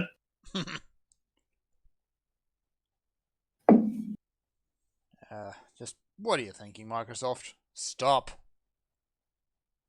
It does not in any way make me want to actually buy a Xbox. It's the complete opposite, actually, because if this is all the box is capable of doing. But all of it's going to be on the PC anyway. Yeah. There's no real reason to buy one unless you just want a portable PC you can plug in your TV. It's one of the mystifying things about their whole approach this generation is like if everything you're going to do is going to have like cross-platform, cross-buy with the PC. How do you sell your hardware? Is it just for those people who have to buy the new gadget? Is that it? Yeah, like you're not going to get the residual sales throughout the next 8 years that you're looking for. Yeah, you'd think they would be selling up the advantages of actually having the console, which is portability or just simplicity or whatever. A monolith. It is. I mean, if you drop this on a pre-industrial planet, the local species would evolve, but. Yeah, they're not really doing anything to push the idea of actually having this thing. It's like, okay, you're putting all these games on the PC. Why would I want this? It's very, very strange. I don't get what they're going for at all. Hmm. Yeah, it's bad, folks. It looks bad. And if this is their best, I don't want to think we want to waste time with their mediocre TBH. No. All right, moving on. What's next? Let's do SMT stuff. There is SMT stuff. So first, SMT5 ain't dead. Yay! We got another teaser trailer after like 3.5, 4 years since it got announced, and we got the first teaser trailer. It was a fairly meaty teaser trailer initially, but like all SMT games, the thing just got stuck in dead hell. Yeah, it's kind of their thing at this point. And somebody must have come along and course corrected them, like always has to happen. with the SMT series. And so the game's coming out, and inevitably, like all SMT games, the first version will not be quite finished, and they'll have to re-release an expanded version or a follow-up story to finish out the series or the game. Because they do it every time. Yeah, it happens every time. The SMT team is nothing if not consistent. That's one word for it. The same pattern has followed since SMT3. Ever since Nocturne. So, and as if foreshadowing, as if that was totally intentional foreshadowing. You totally meant to do that. You should not claim otherwise. Just run with it. Indeed. So, Nocturne / Lucifer's Call is getting a remake. Yeah. So a whole new generation of people can be bent over by the Matador. And paddled firmly by everything after that point. So, SMT3 is a game I will poke at occasionally and think, I want to go back and play SMT3. It's been 2 years since I last attempted to really get back into it, and I can't quite remember why I quit last time. Oh, please, Matador, your sword doesn't go up in that hole. Please stop. Oh, this is not horrible places. That game is just brutal. In every respect, it's brutal. It really is like living in a post-apocalyptic hellscape. Yeah. And it's that... You make a mistake, and the game will punish you for it. What's that journo word they love so much? Ludonarrative, that's what it is. Is that actually a word? Yes. Right. So, I don't think it actually is. It's a made-up journo word anyway. Yeah. But it's it's a brutal game. That game will kick your butt. Yeah. And a big part of the appeal of the game is just how bad it kicks your butt. Oh my. It is completely shameless in just how much it hates you. Oh my. Yeah. You're going to take it up the rear in every single boss encounter in that game. Yup. And I hope they don't change a dang thing about it. They will probably include a baby mode, but for those who want the story, yes. Not that there's a particular... It's all introspective, and you got to sit down and think about it after you finished it type of story. It's not like you're watching this thing for a narrative. You're playing it for the ideas it presents. There is only one... Like the game in general seems to encourage you to follow the might is a right path simply by being such a brutal experience. Yeah. There is one criticism I have to level of it. It is missing a certain sticker. Oh, featuring Dante from Devil May Cry? That sticker. Well, you never know. They have got, that deal with Nintendo going on right now to port all the DMC games over. Maybe we will get Dante from Devil May Cry. I don't think it'd be quite the same without Dante, just for the memes. Yeah, we didn't get the version in the US that never had Dante. So we always had Dante in the game. Yeah, likewise for the EU release. So Dante was always there, and Dante was always part of the game. You could do the game without him, but why would you want to? But I never did because he's Dante. Even though all but 2 of his moves are completely useless. Yeah, he's not a very good party member. But he's always in the party.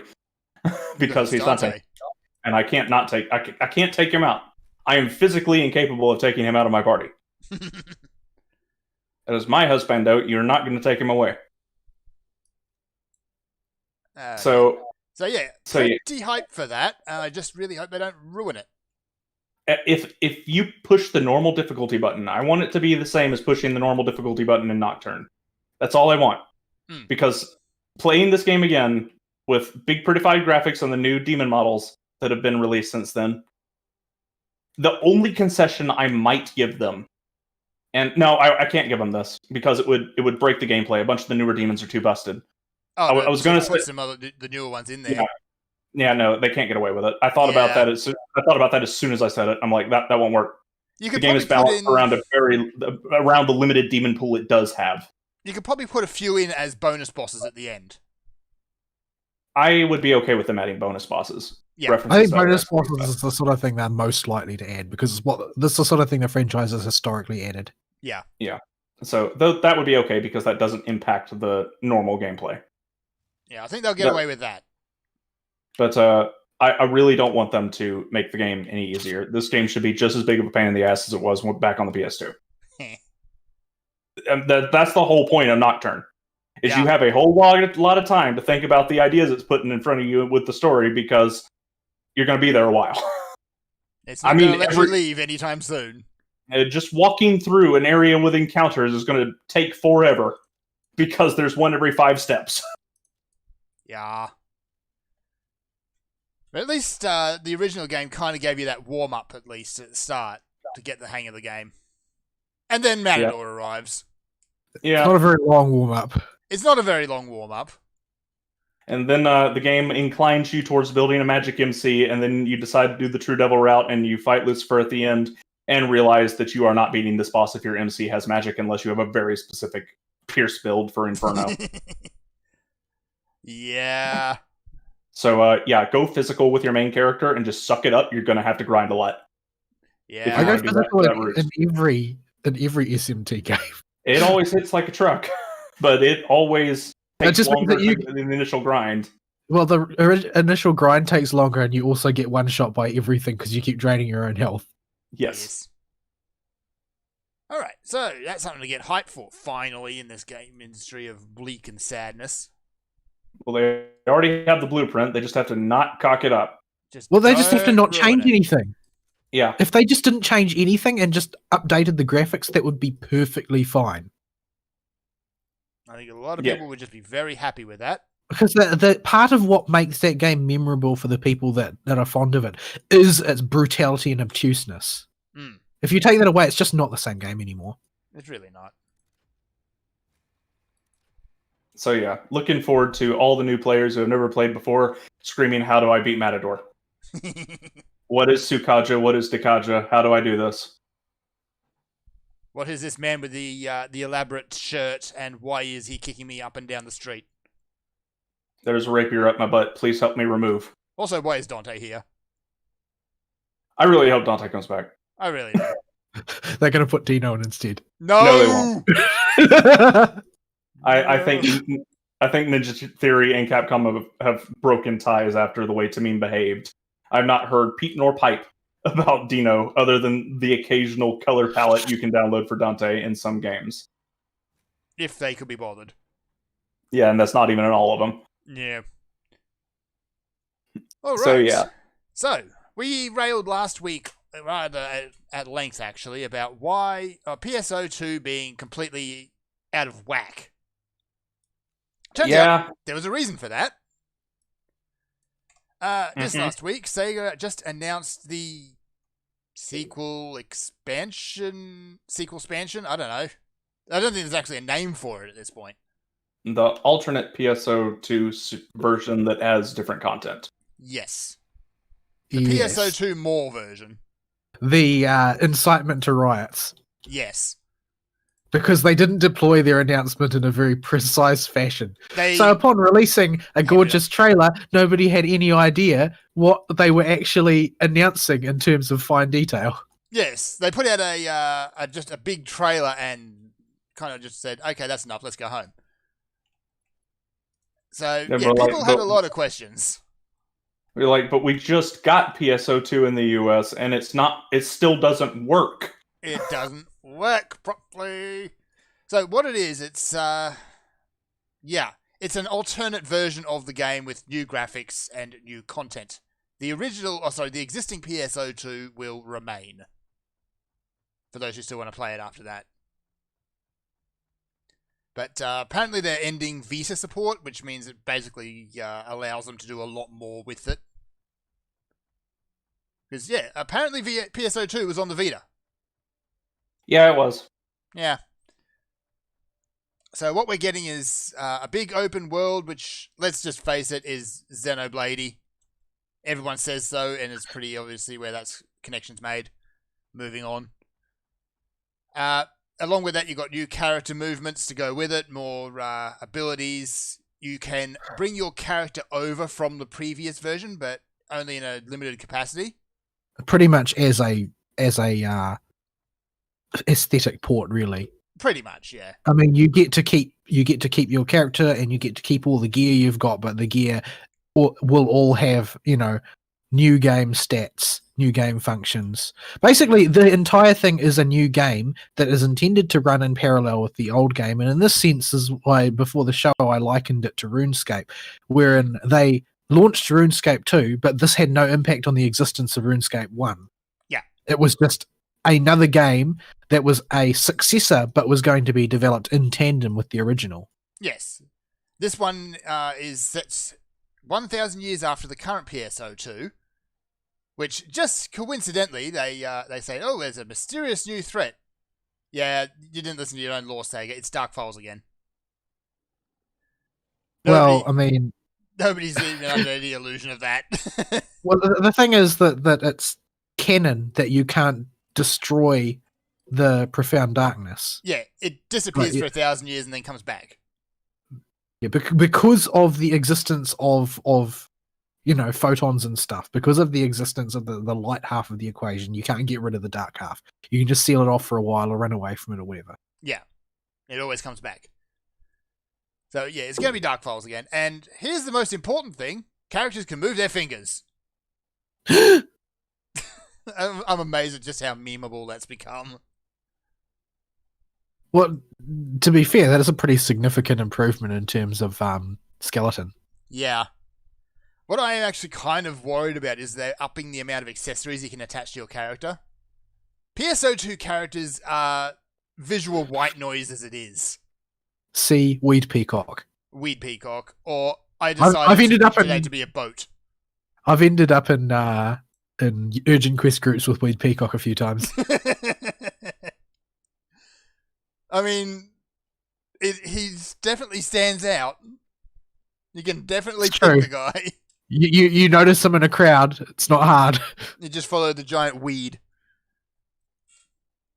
But the things that people do, and this is with only 4 accessory slots. So yeah, I'm looking forward to it, but it certainly explains why Sega's been rushing to catch the North American version up. So, well, I don't know if it necessarily does, to be honest. Well, like everybody's assuming those two things are connected, but I haven't seen anything competent enough to assume that there would be a connection. Yeah, the most I'm thinking is they just rush it all out, get the existing one up to date, and then they don't need to worry about it again. Because it's the laziest way to do it. But from what I've seen, we're supposed to be getting the new version at the same time as the Japanese servers. But, and all that's lovely and nice, but I still don't have a clue how to play the normal game because they keep changing so much stuff so quickly. Yeah. Like, I know how my class works, mostly. I don't. I am literally just doing whatever's fun and dying. Every time I look at the description on how to fit rings as units into your armor and stuff, I just go to bed. Oh, that's a thing, isn't it? I haven't even looked at that bit yet. And you can combine rings to make super rings that you then slot into. No. I don't think that system's in the game yet. I've only managed to create one ring since the tutorial. Yeah. Yeah. I did the left and right ring tutorial, and that's the rings I've been using forever. Yeah, I've got the tutorial rings, plus I've got a braver one that I made. I haven't bothered because those rings are useless to a summoner. There are no summoner ones in there. I guess the summoner gear won't be released, will it? Because they released the summoner early. Yeah, they did. So the summoner's an episode 4 class, isn't it? Yes. There is the ring that allows your pet to auto-attack on its own merit, which I've already got. And beyond that, you just want PP recovery. Oh, and then the Braver is an episode 2 class, Bouncer's episode 3 class, and Summoner's an episode 4 class, and we're only as far as episode 3 so far. Yeah. Yeah, because there's like basically no bouncer equipment at all. Finding bouncer weapons is incredibly difficult. Yeah. Because it just wasn't in the game until like now. There's loads of them, but most of them are just trash. Though, yeah. You're talking to a summoner player here at that point. I cannot get half of what my class needs. Yeah, so we're running a game where we just don't have enough time to figure it out. Mm-hmm. Yeah, I think that you're going to see quite a bit of casual players in a region will just jump ship to the new one. Yeah. They won't bother trying to learn the old one because it's too complex. They said they're also doing a facelift for the old one. Yeah. Zhuzh it up a bit. They're not just dumping all of their effort into the swanky new one. They are going to do a bit of grooming to the old one and keep it running concurrently. The way I read it is because the old one and the new one will be using the same character generation system, is you will be able to aesthetically move your character back and forth between the two. Yeah, that's what they want. They want that compatibility. So if we're lucky, we'll be given the facility to adjust our characters before locking into a new appearance for the new system, which will give Ari an opportunity to correct his character's boobs. Yeah. Don't tilt the camera down when you're doing torso height adjustments, and you assume your breasticles will remain the same shape they were after a torso adjustment. Because guess what? They don't. They don't. So you end up with weird mutant pancake boobs. Well, they're not pancakey. They're just really saggy. Yeah. Yeah, you look about 80. Yeah, it's worrying. Her chest aged 80 times faster than the rest of her. Oh dear. So yeah, looking forward to that. It's going to happen sometime in 2021. Fern, are you able to answer Missing Nose question? Because I don't actually remember. Let me actually find Discord in the pile. The answer is we don't know, I think. Until No, I'm talking about now. Like now. On NA and JP, or on JP, you mean? Like no, like here. Like Currently, yes. If I'm playing on the Windows version, can a person on the Xbox also play? Yeah, as far as I know, yes. I would have to check on that, because I remember there was a lot of hoo-ha about the Steam and the Windows Store version, whether they would be compatible, but I don't They had better be, because I really want to migrate to a system that doesn't hate me. Yeah, I would really not like actively to. malicious. I would like to not give Microsoft a cut of anything at all. And I would also like to be able to buy the funny money. Like, Yes. I probably would have spent even more money on it already if I was able to, but I just don't want to go through the effort of going through Ari and convincing him he needs me to send him more Steam money and then trying to redeem it, because there's lots of little bits and pieces that I'd like for this if I had, any confidence the game would continue to work on my PC. Yeah, Because I'd like to get like extra mags and stuff like that. All right, I'll answer that one. So if you'd like to join us and trying to figure out what on earth we're doing in PSO2, we are actually playing on server 3 named Thorn. Which was a coincidental but entirely arbitrary decision that we made. It just kind of happened. Independently of each other. Yeah. Like, there's only three servers. So. No, I asked Fern which server y'all log on to. I didn't ask anyone because nobody was online, because nobody's ever online when I'm playing. So I just picked one at random. Yeah. We're on Thorn. Yeah, Thorn. As in That's number 3. stick. That's number. Yeah, Thorn, the pointy stick, is the name of server number 3. On my screen, it's actually in position 6, though. Yeah, mine is now as well for some So, completely arbitrary reason. Yes, that one missing now. Yeah.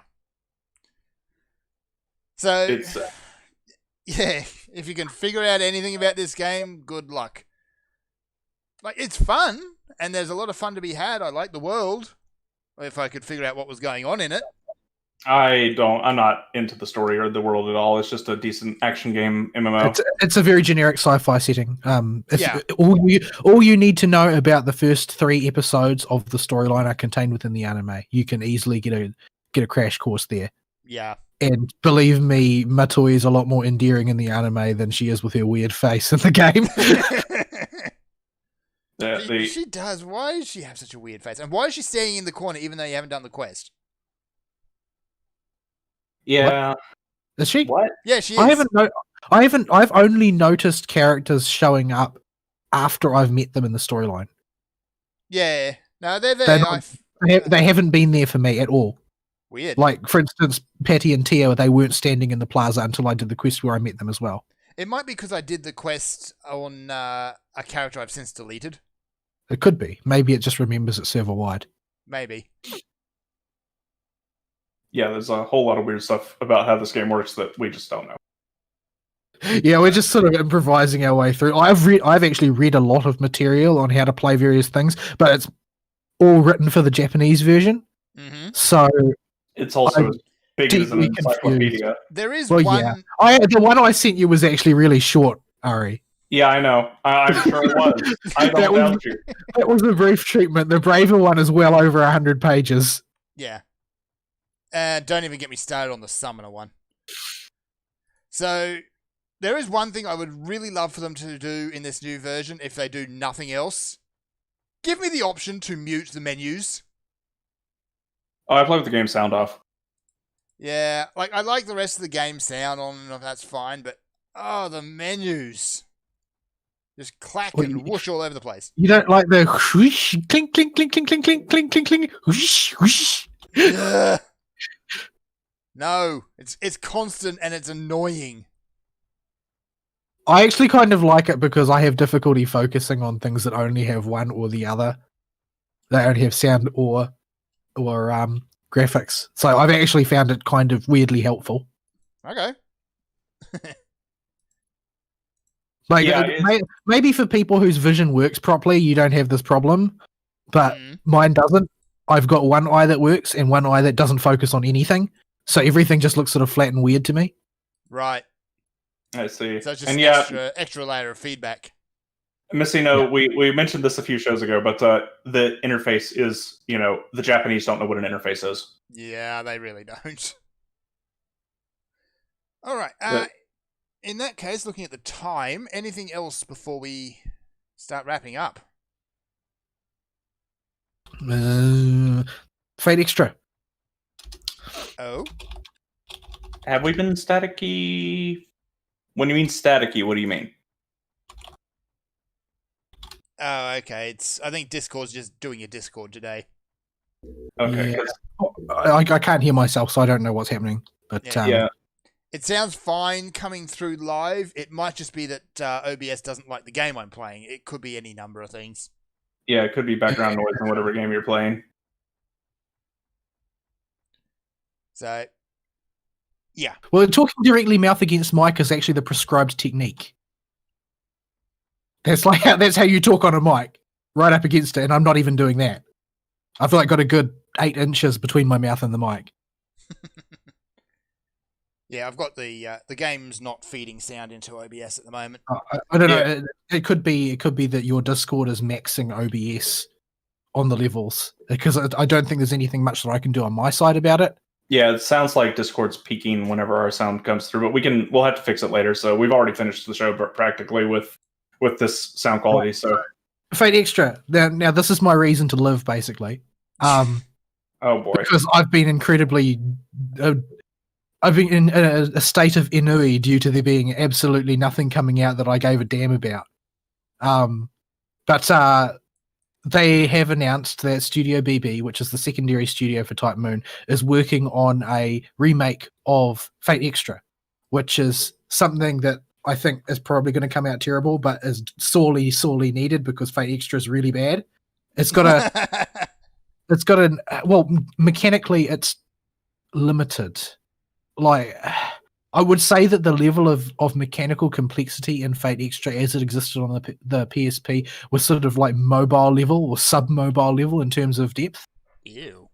It was really not great, and the fact that everything looked kind of samey didn't help it, which is sad because there's actually a story in there. Yeah. That's why it forms one of the more important branches of the branching universe of the Fate half of the Type Moon franchise. So I will be very glad to see it looking nice and cleaned up and fancy, and I'm just looking at the chat now. Yeah, Missy knows making fun of your pronunciation. It is pronounced ennui. That's French. Yes, I hate the French. the. But at any rate, I'm looking forward to it because it really deserves to be remade, and if it does well enough, then they'll remake CCC. Maybe. I don't know. CCC is one of the most overly sexually charged storylines that exists in a franchise that was founded on hentai. So that tells you all you need to know about CCC. Everything in that game is about like twisting of desire and obsession and that sort of thing. Is very heavily themed around that. So the odds of it you ever getting past a censorship board in the current environment are not great. However, every character's profile has a list of their fetishes on it. Yeah, pretty much. This is the Arco Wada shining through, I think, in this case. But And I agree. French is a very stupid language. Just Also, on a random tangent. Also, I just want to point out on the page for this game on their official website, we have BB playing Dig Dug and blowing up one of the Dig Dug monsters that I'm pretty sure is just straight copyright infringement. Could be. Right. But at any rate, I'm really keen for this. Goodness only knows how long it'll be before it actually comes out. But I played through the original and I kind of liked it. It's a game that I feel has managed to generate oddly a very strong atmosphere within it. Like the game feels very oppressive when you're playing it. You feel sort of like the pressure of the circumstances weighing down on you. The closest thing I can liken it to is sort of like that period of time in Persona 3 where you know the world is going to end and there's a limited number of days left. Sort of thing like that. That type of atmosphere hovers over the entirety of Fate Extra and lends a lot of weight to what you're doing. There's a lot less levity to it than you get in most of the other Fate franchises. Particularly, you can feel the contrast between it and Extella Link, I think. They're both set in the same setting with the same characters, but there is very little pressure on you in Extella Link. Story-wise, like you are just, waging a sort of open-ended war against your opposition, and whoever fights better wins. In the case of Fate Extra, it's like, oh yeah, everybody's going to die horribly. It's just a matter of which person is going to be lucky enough not to die horribly in the short term, because they'll die horribly in the long term instead. Like that's it's that sort of environment. I'm not going to try and say anything about Last Encore because. Holy crap! What? And to quote, I think it was Nasu. This is going to be our attempt to make an introduction into the Fate Extra universe for the people that didn't play the game. It was the exact opposite of that. Like, the only way you can get an inkling of what is going on in that story is if you know Extra and CCC for preference, although CCC is way less important to it since it all happens in a loop, sort of blebbed outside of the rest of the story. Like, you need to know Fate Extra inside out to just get a glimpse of what is going on in Last Encore. And yeah, it's the opposite of an introduction to something, period, in terms of... And even then, it still doesn't make any sense. Yeah, I don't have a clue what the heck was going on in Last Encore. And just a whole bunch of new universe concepts dumped on us because I guess Nasu couldn't help himself, or whoever was the lead writer on that project. Yeah, I love Fate shows and I tend to watch them over and over, but I've never rewatched Last Encore because it makes my head hurt. Yeah, there's two Hakunos, and one's a boy and one's a girl, and one's dead but not dead.